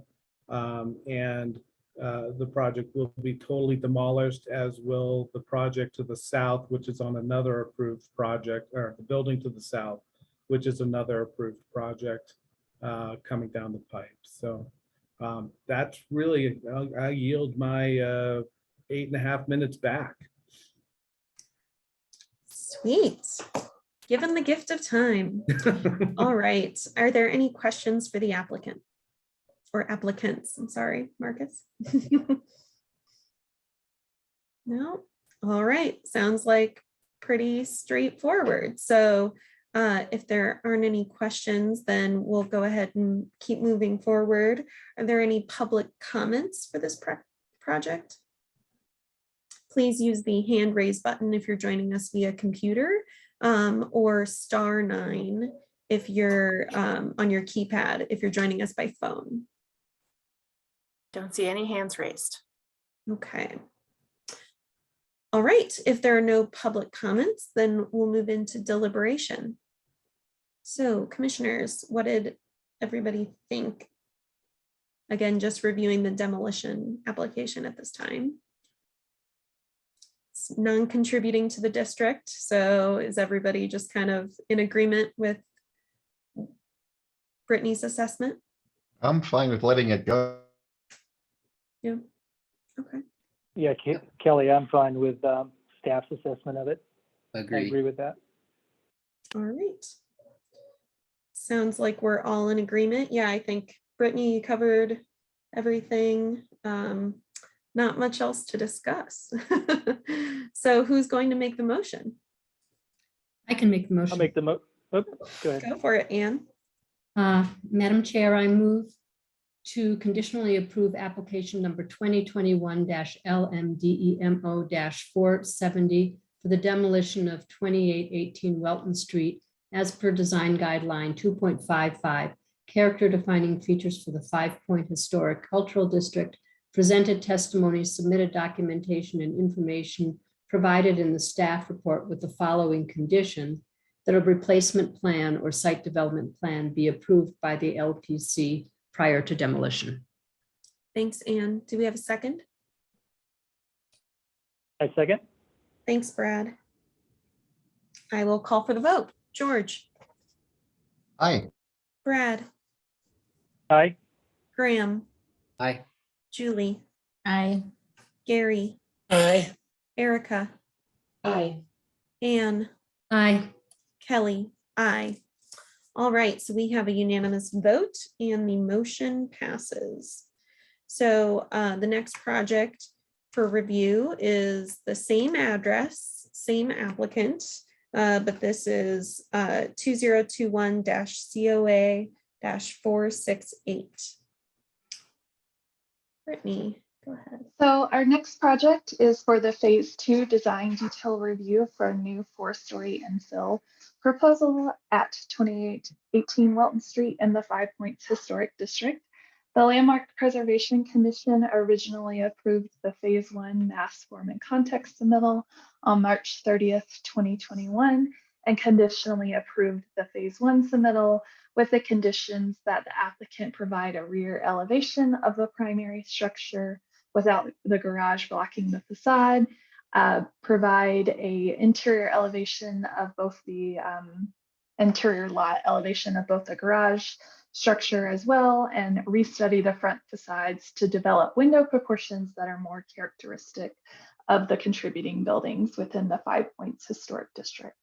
So since that March 30th meeting, this application has switched applicants, and the new applicant is Arc West, and they are proposing some modifications to the mass and scale of the project proposal, as well as some adjustments to the design based on the commission's conditions. So throughout this presentation, you'll see on the right of your screen, the original Phase 1 massing, and then on the left is going to be the submittal before you today by Arc West.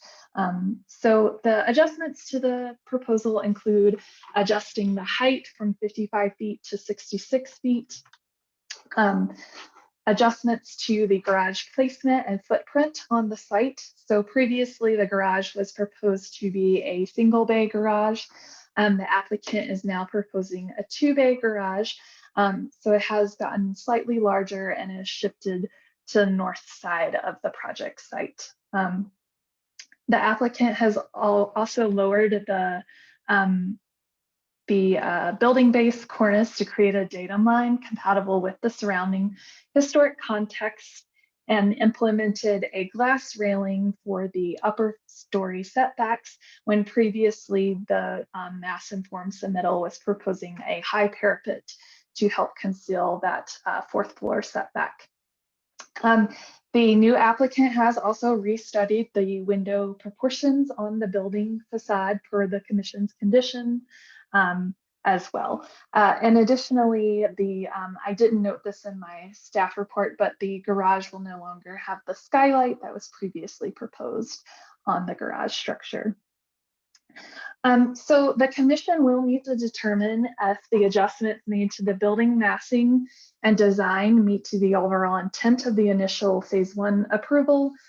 Staff do have concerns over some of the adjustments made to the proposed project. The height increase was a result of increasing the floor-to-floor heights.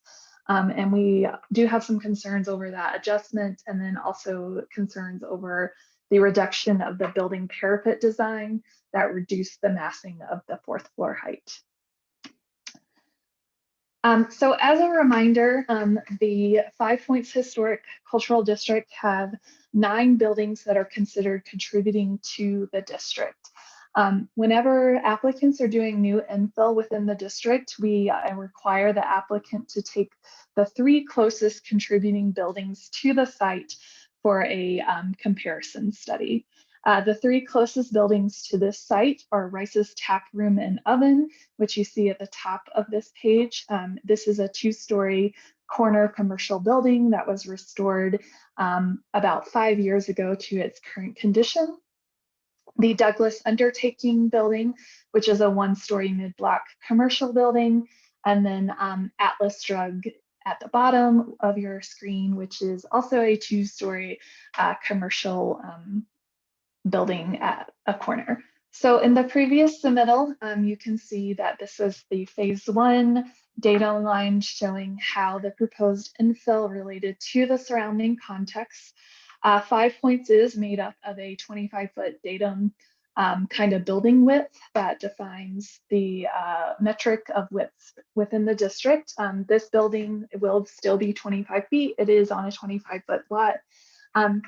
5 Points is zoned CMX 8 and CMX 5, so we do have new infill development within the district that is a bit taller than the surrounding historic context. However, 5 Points does have customized design guidelines that talk about maintaining a 3-foot building height datum, as the tallest building within the district is 3 stories in height, and that is the Rossonian, which I do not have in this slide deck for comparison, but that building is 42 feet in height and is 3 stories, and then anything above 3 stories in the 5 Points Historic District is required to have an upper story setback.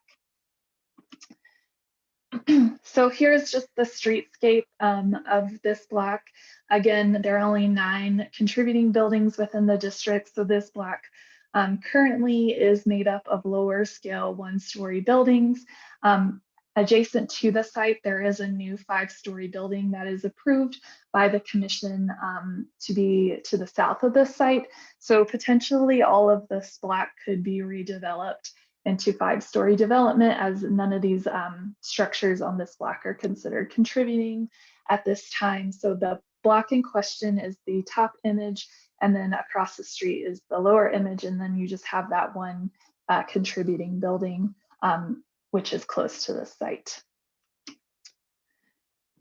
So the floor plan hasn't really changed significantly for this project. This will still remain a mixed use project with commercial mixed uses on the ground floors and then private uses on floors 3 through 4. This project will have a 5th floor penthouse access that allows for access to the rooftop deck. There have been some redesigns on that massing as well, but overall the floor plan is pretty similar. So here is the front elevation of today's proposal. Again, the massing of this project has been adjusted to go from 55 feet to 66 feet in height, and that is from the ground plane all the way up to the top of the 5th floor penthouse. Sorry, 4th floor rooftop access. So previously the rooftop access was proposed to be a pretty minimal glassy structure. That structure has gained some weight and has been clad in metal panel. As far as the 4th floor goes, this will also be clad in metal panel. Previously, the building did have a high building parapet that helped conceal some of that fourth floor. The fourth floor is set back per the design guidelines of the Denver Landmark Structures and is differentiated from the building base, which is also recommended by the guidelines. So in terms of the floor-to-floor heights, they were adjusted to accommodate mechanical and electrical needs. Generally speaking, they are within ranges that are typical of the 5 Points Historic District. The ground floor has been adjusted to be 16 feet tall, and the floors 2 and 3 are going to be 12 feet, 6 inches tall, and then the fourth floor is 13 inches tall. The tallest building in the district is the Rossonian, and it has a ground floor height of 15 feet, a second floor height of 10, and a third floor height of 12 feet. While the building heights are within typical ranges, we are concerned about that upper floor being much taller than floors 2 and 3, particularly with this building no longer having a tall building parapet that helps conceal that height. So we are concerned that that does look disproportionate to the floors below and does appear much taller. The commercial facade of this building is composed of simple rectangular forms. The applicant has revised the design from a central entrance with a side door that you can see here in this image to 2 side entries with windows in the middle of those doors. One of those windows will be an operable takeout window. Within the 5 Points Historic District, central entries dominate for mid-block buildings. On mixed-use commercial buildings, it's common to have a central entry with a side door with access to the upper floors. A few Main Street character district buildings within this district do have side entries, and that includes 2748 through 2752 Welton Street, and then 2711 through 2717 Welton Street. So while it is more common for central entries, it's not totally uncommon to have 2 side commercial entries within this district, but that is a change to the original massing that the applicant has made. So the fourth floor will be set back 11 feet 6 inches from the Welton Street facade. A rooftop deck is proposed, and it will be accessible via a stair elevator access located on the south side of the building. The penthouse has been located on the south side of the building as there is a new 5-story infill development proposed for the south side of the site, while the north side of the site will remain undeveloped at this time, but it could potentially be developed at a later date. Originally, the stair and elevator, again, was proposed to be more transparent in design. However, now this element will be clad in a metal panel. Staff are concerned that change to the building parapet and the material cladding of the upper floors have made this massing appear more massive. Upper story setbacks are intended to provide additional building height within the 5 Points Historic District while receding in appearance and help reinforce the 3-story building base along the storefront. So again, we just have concerns that this building has become a little too top heavy with the revised design. Here is the rear building elevation. Along the rear side elevations, there is no setback requirement required for those fourth floors, but it will be slightly inset on the fourth floor to allow for a balcony. And then you can see the revisions that have been made to the rear elevation as well. During the initial discussion of this project, the commission did state that they felt that the rear elevation could be differentiated from the front facade elevation. So the applicant has kept with that intent of that commission discussion of slightly differentiating this elevation from the front facade elevation, but they have pulled in some elements onto this facade that are more similar to what they are currently proposing, such as large single doors with transoms above, windows that have that transom configuration. This facade will also be clad in brick, and it will have a concrete structural system that was somewhat proposed previously visible on this elevation. So in terms of the design details, I have a slide showing those. Here's that adjustment to that floor-to-floor height. Again, you can see that taller building parapet, which helped conceal that fourth floor, which is no longer present in the current revised design. So you can just see the comparison there. But if the commission does decide that the massing is not that differentiated from the previous submittal, they can move forward at this time with the phase 2 design details. Here you can just see the adjustments made to the garage. Again, that larger footprint to go from a single car garage to a 2-car garage, and then elimination of that skylight detail. In terms of the building materials, the front elevation and rear elevations of the structure will be clad in brick. This is a dark red brick that is typical of the 5 Points Historic Cultural District. Brick cladding material is the dominant material within the district. What staff do have concerns over is the expression of the structural concrete structural system of this building that is visible on both the front elevation and the rear elevation that you can see here. For the ground floor, that storefront has been detailed to have steel bolts to give that kind of a cornice detail. But otherwise, that structural system is pretty minimal in design. However, it's not typical to express the structural system on the exterior of buildings within the 5 Points Historic District. So we do have concerns over that. Additionally, the 5 Points Historic Cultural District does talk about all facades shall be articulated. So on the south and north elevation, the applicant is proposing again to express that structural system still on the exterior of the building, but intermittently it will be clad with CMU block. And you can see the profile of that proposed block on the screen. This will be a natural finish, so it will have the natural concrete coloring that you see pictured below.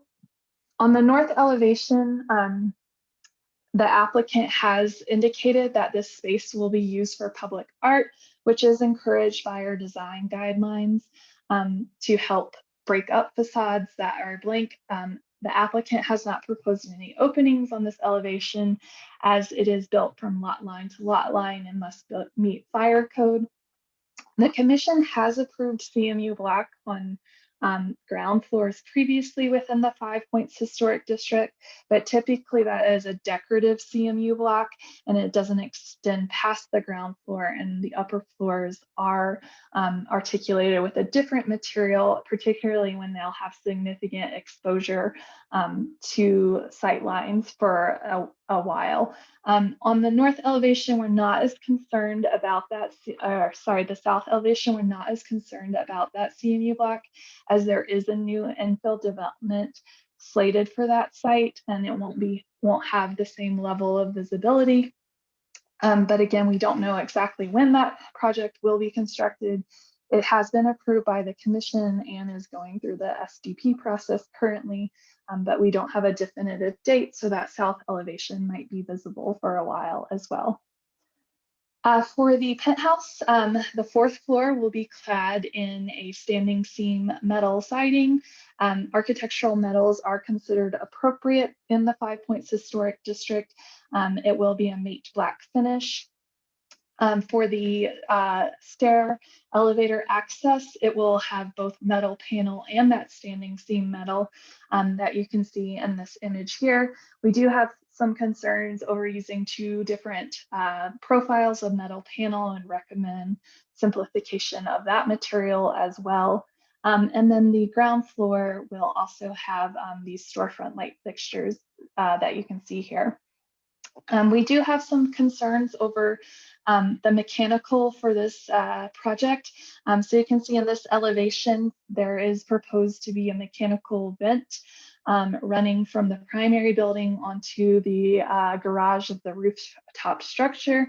However, the application materials also state if it's not possible to vent through the roof, it will be vented through this mechanical system spanning between the garage and the primary structure. Our guidelines encourage venting through the roof, and we would strongly encourage the applicant to vent through the roof and not across the patio space as shown in this elevation. And then all those mechanical systems do need to be accurately shown in the submittal, because the submittal is stamped and used in the field to verify that the project was constructed per the landmark approval. So there are some concerns over the mechanical venting as shown in the submittal. So at this time, staff are recommending denial of this project.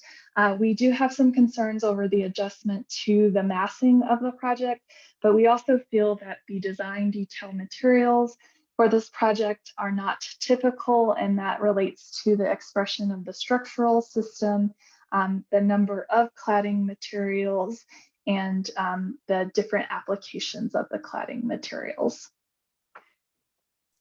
Thanks, Brittany. Are there any questions for staff? Yeah, Anne. Hi.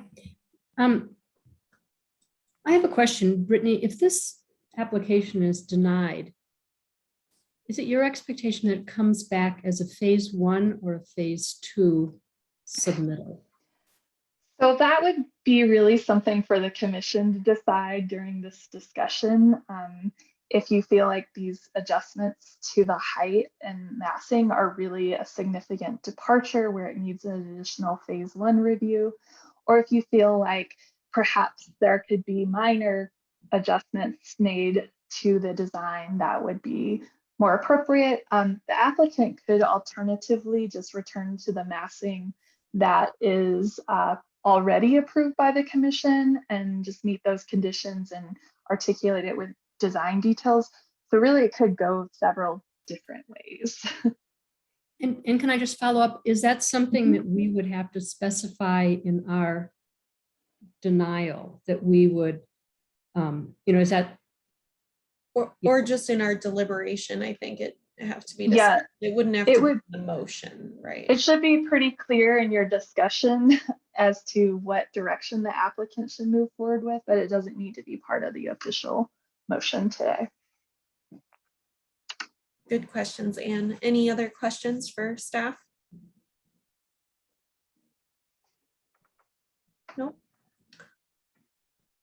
Yeah, Brittany, thank you for explaining what that gangplank is between the back of the building and the garage. That's the first thing that jumped out at me, how that just seems to be impractical. I would insist on through the roof vent. Okay.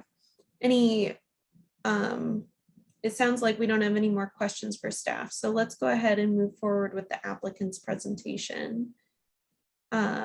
So same applicants as the last design review project. So you don't have to repeat your names and addresses for the record.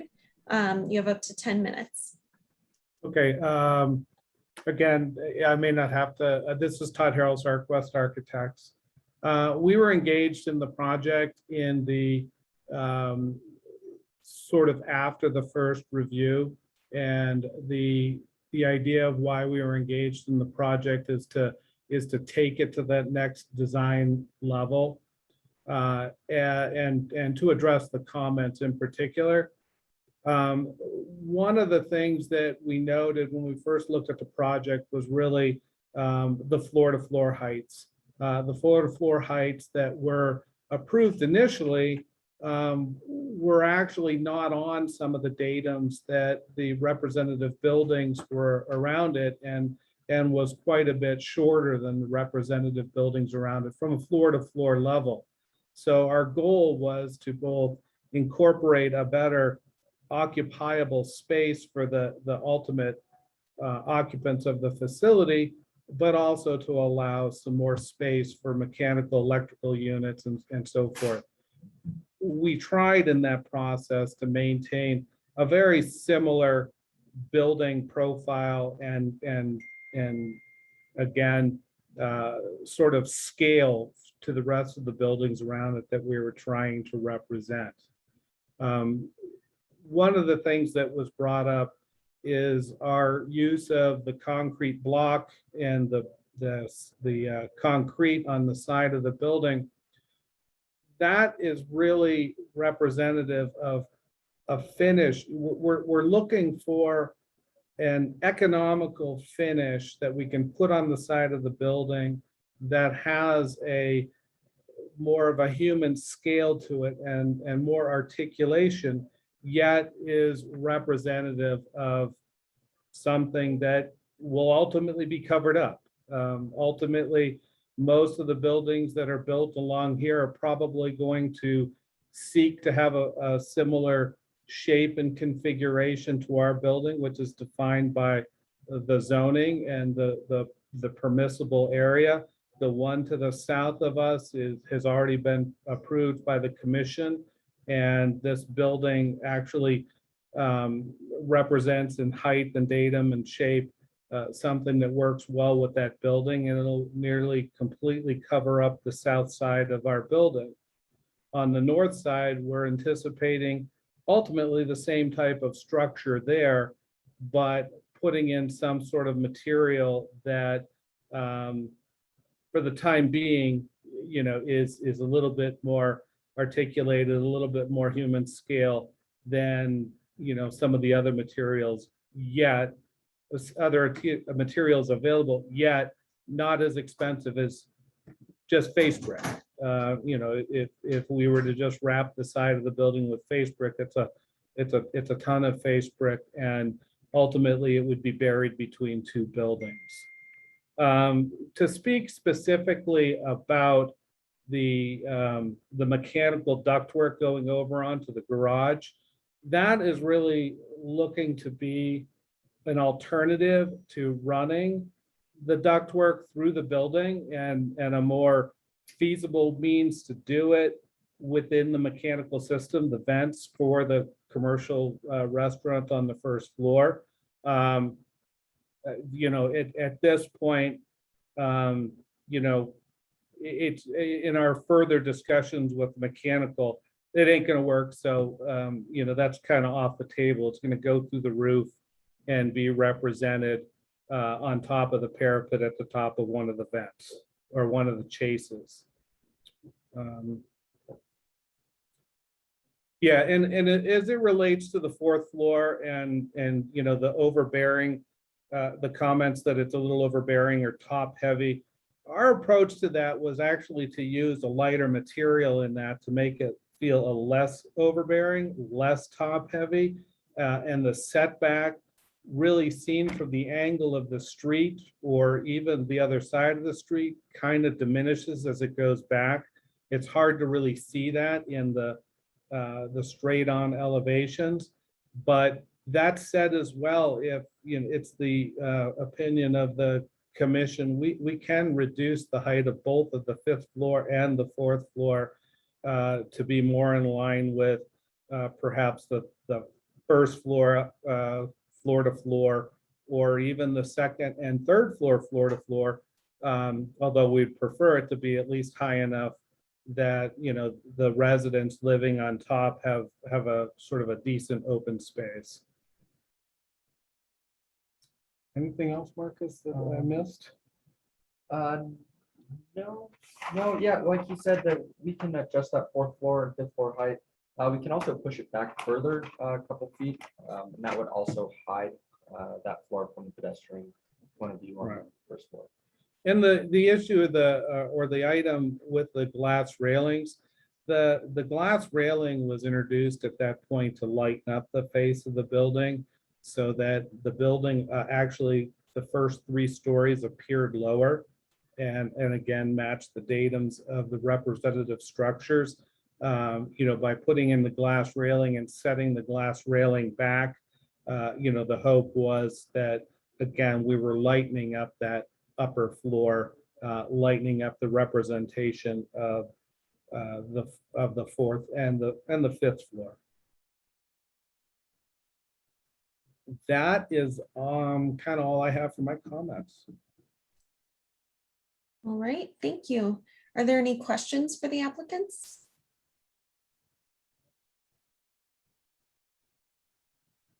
No questions? Okay. All right, thank you for your time. Thank you. Is there anyone who would like to provide a comment? Yep, Keith Pryor has his hand up. So Keith, you're welcome to unmute when you're ready. Great. Great. Keith Pryor, 2418 Champa Street. I am the chair of the Welton Street Design Review Committee.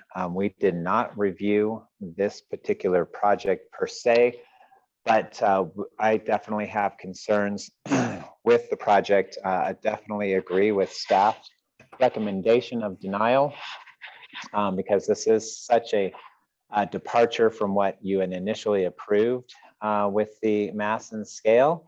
I think that they did make improvements for the first 3 floors and how they better relate to the district and the window patterning.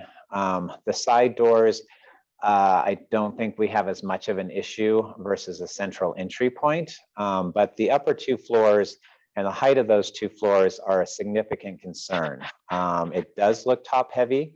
The parapet did hide that initial 4th floor on the original design. And just the floor plates and how they relate to one another is a significant departure on those upper 2 levels. And the elevator and the height on that with the obviously we understand that they need shelter to get up there, but something that would be much more subordinate for that 5th floor for the entry onto the rooftop deck would be much more appropriate. And the reduction of that height so that the proportionalities when you're transitioning from the first 3 floors to that 4th and 5th floor need to be definitely restudied. We definitely agree with staff on the use of this center block on the sides. This will be visible for quite some time. And on the north side, and some decorative use of CMU would be much more appropriate, as would be brick. And then on the back of the building, I do want you to make sure that you have attention to detail there because there won't be any buildings. And as you come down, you'll see just a glaring white box floating out in the middle of nowhere. Time is up. All right, and so yeah, that definitely needs to be considered as well because there won't be a building ever blocking that 4th story on the back. Thank you. Are there any other public comments?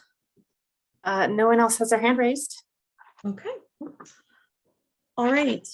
Is there any clarifications, Brittany? Good. All right. Okay, then we'll go ahead and move into deliberation. Unfortunately, I actually have to get going to another meeting. I was hoping we'd be a little further along in this last project before I had to leave, but timing is such that I have to take off. So our vice chair, Julie, will continue this on. But if I could say 2 things before I leave, I very much agree with Brittany's staff report and some of Keith's comments as well. Mainly, I just have concerns about the floor to floor heights of the 4th and 5th stories. And I don't know that the glass guardrail really bothers me. I would have maybe liked to see how much of that, like in section, if you were standing across the street, like what are you actually seeing above the parapet, because it is set back. So when I'm looking at the side elevations, I wonder, maybe that glass guardrail doesn't really give me too much trouble because I think it will kind of be shielded from view and it is going to be transparent. But I think the overall height that was added in the 4th and 5th stories is probably my main concern. I do think they made some good improvements on the openings though, on the front facade. So there's my 2 cents, and sorry I can't be here to hear the rest of the deliberation. That's okay. Thanks, Kelly. Thanks, Julie. Of course. Everybody, have a good one. Bye, Kelly. Thanks. All righty, commissioners. So Graham, did you have your hand up or are you just waving goodbye to Kelly? I was just waving goodbye, but I will agree with the comments made, I think, and the staff report. You know, I feel like there was progress made here. And I'm doing my best to separate the building next door in my head from our first round of this one, because I know they have similar mass. You know, I do think that the upper levels would benefit from some additional study. And so I won't re-say what has already been said, but I do agree with both the staff report and Kelly's comments. All right, Graham, thank you. Brad, you unmuted. Does that mean you'd like to say something?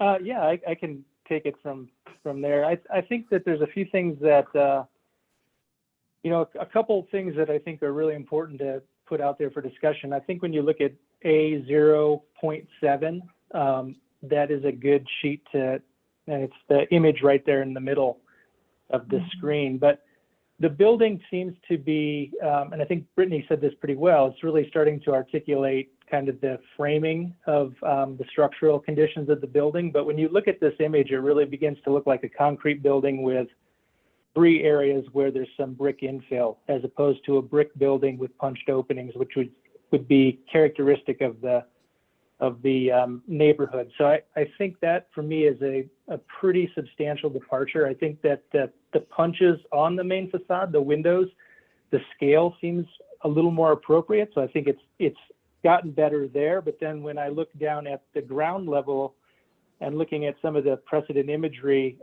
from across the street that they use, there's a condition where the upper level windows tend to stack, you know, and track down, but the lower level tends to be different. So you don't get the 3 stories of the exact same windows kind of stacking down top to bottom. And I think that hierarchy is important here. And I think that helps to alleviate some of the concerns about having the 2 doors on the outside. The base can be different than what's happening on the next 2 floors above. Okay. And I think then the last thing, I think that the upper 2 levels do get pretty exaggerated, and that's a big concern. And I think even though we know there's a building that's eventually going to go there, that building, if I remember correctly, first came through the commission in 2007. So often these projects take a long time, and they're dynamic. And then, so that's what I thought the other project, or the previous version of this, did a very good job of realizing that and looking at some options to articulate the facade. So I don't think it needs to necessarily be to that same extent, but I think it needs to be thought of more consistent with what you would see in the district for how you would treat some of these these side conditions, because they may be there longer than we think. Yeah, I actually really agree with you. Brittany, I see you popped up. Did you want to make a comment? No? Okay. Erica. I don't have anything to add. I think all the comments from the commissioners and staff are right on, and I agree. I think Brad's point about the lower level it can be different and perhaps slightly more open. I think that's what we tend to see with these commercial buildings, is the storefront area is just more open than those above. I think those are all really good points. I guess I would like to just throw out the question then, as far as do we want them to come back with phase 1 revised, or do we think it can be a phase 2 that has been the upper floors are modified to address the concerns about the height? I would like to hear some discussion on that. I guess my leaning is that it feels like there's enough change from what we first saw that it should come back at the phase 1 level, but I would like to hear others' thoughts on that. So Erica, that was kind of where I was leaning as well, but I wanted to hear from Anne because she posed the question to Brittany earlier. Yeah, thank you. Well, I actually think there's some ideas here that are a big improvement. And I really think that Brad totally got it when he said, you know, the problem is the front looks like it's sort of an infill of brick of a concrete block building. But the reason that I think that it really needs to come back as a phase one is because I'm looking at sheet A0.7, if we can bring that up. And when I look at those openings, and I think we've had this discussion before, which is what is a punched opening? Right. And a punched opening means there's more meat than there is opening. Can you get 0.7? Which I think you've had before. Yeah, it was. Anyway, it shows the conditions. Oh, you can kind of, yeah. Anyway, it shows the condition at the two edges where it meets the beam, and there's no brick there. It looks like there's, well, anyway, yeah, this is a good one. There's, if you look at the outside edges that are next to the concrete vertical beam, there's no brick there. Right. And I actually think this is never, you know, I think, as I said, it's a great direction forward, but I think that 5 openings is never going to work unless they're much, much smaller, because it's always going to be, again, they're not punched. It's a curtain wall with some brick on it, and that's all it is. And one thing that I might say to the applicant is that there are lots of commercial buildings that we've seen in this neighborhood and other neighborhoods where the brick and the cornice wrap to the back. And there's that, you know, there's that really great material for just a couple of feet, and then it drops off for exactly the same reason this is because they were built before the buildings had when the party walls and there was nothing, they were on a lot line. And that is, to me, a really honorable way of dealing with a lot line that is also very appropriate for this particular period. And I think the applicant might consider getting rid of that vertical concrete column, which I think is the thing that's sort of killing this thing. But I would not agree to 5 openings in the size they are right now, which would be the kind of thing that in a phase 1 we would all agree to. So, you know, about the top, I think it should be lowered. But like I said, I think there are just a lot of things there's a really good direction here that just hasn't quite been pulled out. Okay, all right. Gary, George, we haven't heard from you guys yet. Well, you know, I agree with the consensus. And I think Brad's observation that this looks like a concrete box with brick infill is really, really descriptive of the problem. And, you know, I think, you know, the 3 stories on the main facade have the current design addresses our comments from our phase 1 review, but then it's created other problems by creating this concrete box with brick infill. So, you know, and I also agree that the 4th and 5th floors are too tall. And the way they're rendered in this image, I think contributes to the top heaviness by putting that black mass on top of the building. And I don't know if that's a rendering technique or that's actually they're advocating for a dark skin on that upper stories. So I think the best route forward is to have a resubmittal of the phase 1 submittal, incorporating some of the ideas that are presented here, as well as addressing the comments that we had initially in our earlier phase 1 review. Okay, thank you, Gary. I agreed about the color of the upper stories as well. It looks like Nate has his hand up. Hi, Nate. Hi, thank you, Madam Chair. Nate Lucero, Assistant City Attorney. I just wanted to chime in real quick because I've heard several of the commissioners mention that they wanted to return this to phase 1. And I think looking at the history of this case, what has happened already is that the commission has made a decision on phase 1. And it sounds like there may be a consensus that what has occurred is that the applicant had not complied with the conditions following the phase one approval with conditions. And so it might be more appropriate to, if the commission is leaning this way, to deny phase two and have the applicant resubmit starting from there. Okay, so Nate, just let me see if I understand this. So denies phase two, which is what we have before us. And then we ask them to resubmit phase one? Nate, isn't that an assumption that they would meet the conditions of phase one? And if they want to come to us with different conditions of phase one, they need to submit a new phase one, it seems to me.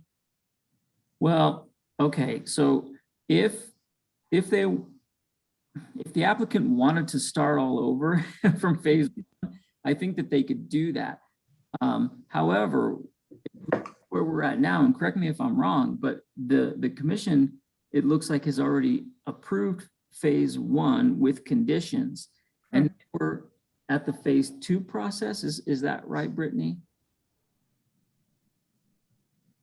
Okay. That's correct. Sorry, couldn't find that very quick. So it would seem then that we've already got phase one conditionally approved. It sounds like the commission agrees that they haven't met those conditions with their phase two submittal. And so it would seem appropriate that they would come back with a new phase two submittal to see if they can comply with the conditions of the phase one approval. But again, that being said, if the applicant is more comfortable going all the way back to phase one, I suppose they could submit from that point. Okay, so Nate, basically we just need to deny phase two as presented if we wish. Yes, that's correct.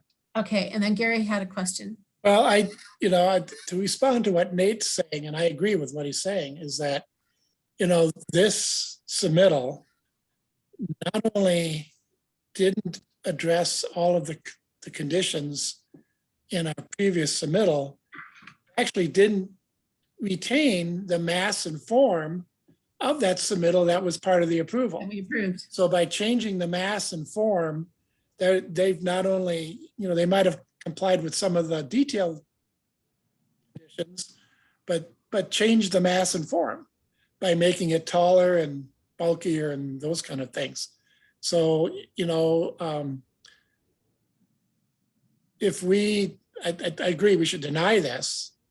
And so the path forward is to go back to the phase one approval and address those conditions.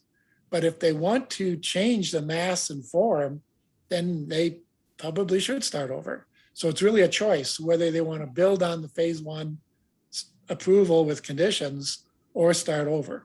But in this case, we're denying this detail application. I think that's right, Gary. And okay. Thank you. Maybe you articulated it better than I did. Thanks. I did very well. I was lucky. So basically it's the choice of the applicant. Should they choose to start over with phase one or go back to what we'd already approved in the comments that we made? Okay, great. I've got it now. George, did you have anything to say before we proceed? No, not that would be too relevant. My only suggestion was they cut off the first 3 levels of the new submission and staple it on to the previous submission here. That might look pretty good, but yeah, that's a big do-over. So never mind. Okay. All right. Are there any other comments before we take a vote? All right. Do I have, would somebody like to make the motion?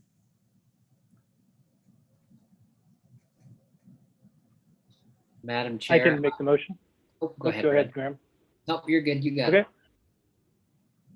All right. I move to deny application number 2021-COA-468 for the phase 2 design detail submittal for the infill project at 2818 Welton Street for design standards and guidelines, character defining features for the 5 Points Historic Cultural District, presented testimony submitted documentation and information provided in the staff report. Brad, thank you. Do I hear a second? I'll second. Graham, seconded. Thank you. All right, let's take a vote. George? Hold up. You don't have any, were there meant to be specific standards and guidelines in the motion? Oh, were they not written in the suggested? Okay. Uh-oh. If you all want to put them in, then you should consider that if you're, I don't know if it's okay to have it as it stands. Good catch. Should I go ahead and make a friendly amendment then per conditions 4.1, 4.2, 4.3, 4.4, 4.7, 4.8, 4.10, 4.14 through 16, 4.18 through 25, 4.26 through 4.30, 4.34 through 4.39, 4.40 through 4.42, 4.44 through 4.48, 4.49 through 4.52, 5.70. All right, thank you, Graham. Brad, do you accept the friendly amendment? I do, yes. All right, okay, so. Can I just clarify what those were? Because he read them really fast. Okay, so 4.1 through 4.4. That is correct.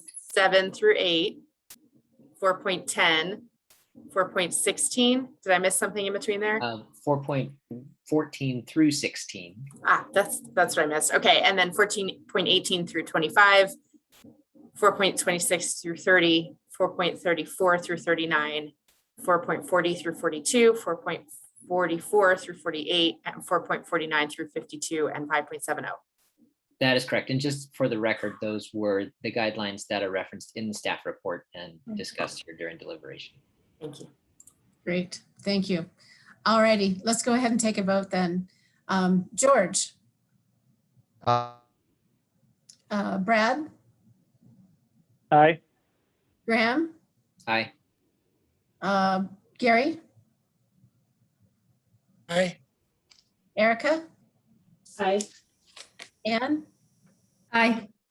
And Julie, I also vote aye. So the motion passes. The application for phase 2 is denied. All right, Jen, is there are there any business items? Yeah, just a couple of things real quickly, administrative things. So just a reminder to you all, I know I emailed, but reminder that we're having our design guideline phase 1 community meeting on November 17th. So that will be from 6 o'clock to 7:30, and it will be via Zoom. We're going to utilize breakout rooms in this meeting, and we'd love it if commissioners can attend live. If not, we'll record it, although there will not be, I don't believe, recordings of the breakout rooms, just because I think that's pretty hard to do. But we're going to ask everyone to summarize the breakout rooms for everyone to hear, so that you'll get a sense of that if you can't attend live. So the topics are solar panels, retaining walls, and wall cladding materials for additions, infill, and accessory structures. So those are the 3 topics. You can register on our website. Trying to think of anything else I need to let you guys know about there. We'd love for the commission to attend in a listening capacity. So we will, for those commissioners who are attending, we will assign you guys, people to a different breakout room. And we'd love for you guys just to listen, get a sense of what people are talking about, as opposed to dominating conversation. Not that you guys do, but just putting that out there. I know you don't do that anyway. Then should we try, not to comment and really more listen, or is there, this is hypothetical, but a situation where, commenting or we're defending ourselves or whatever that might be would be relevant? I think use your own judgment on it. Just try not to steer the conversation. We're going to have a staff member who will facilitate the meeting to make sure that questions are asked and things like that. So you're not out there on your own, but at the same time, more listening, less dominating. It's okay if your head explodes. We'll fix it. We'll try. We got duct tape and chewing gum. And type O mortar, or yeah, anyway. So the other thing I just wanted to mention to you all, or ask you guys about, we are planning to do a training for you all. I think I mentioned this previously, that we wanted to have a disability rights training so that you all had some information there, but we also wanted to incorporate, we have a little bit of money to train all of our boards and commissions on race and equity considerations. And so wanted to add that on as well. I don't know that we're going to be able to do them both at the same time, but it looks like the race and equity training would be about 2 hours. I do not want to tack this onto an existing meeting because you guys have long meetings as it is. And it's looking like end of November and December meetings are going to be fairly long, fairly full agendas. So just adding that on. So we heard from the gentleman who we have hired in the past to train staff on this. He's phenomenal. And he has some availability on certain days. So I'm going to send out a poll to you all about what availability is. I have very broad ranges of timeframes that he's available, and we can you can send. I'll probably, instead of send a doodle poll, I'll just email you guys and email me back when you're like, I can do this day, but only in this time range, that kind of thing. So I'll try to make it work. I imagine we'll be able to record it to send to you all as well, and it will be scheduled as a regularly scheduled meeting, just a special meeting of the commission. It will not be like a private meeting, so the public is welcome to attend as well. I think that's it. Great. All right. Yeah. Well, thanks, Jen. And thank you, staff. I will adjourn our meeting. It is 3:32 p.m. And everybody have a great afternoon.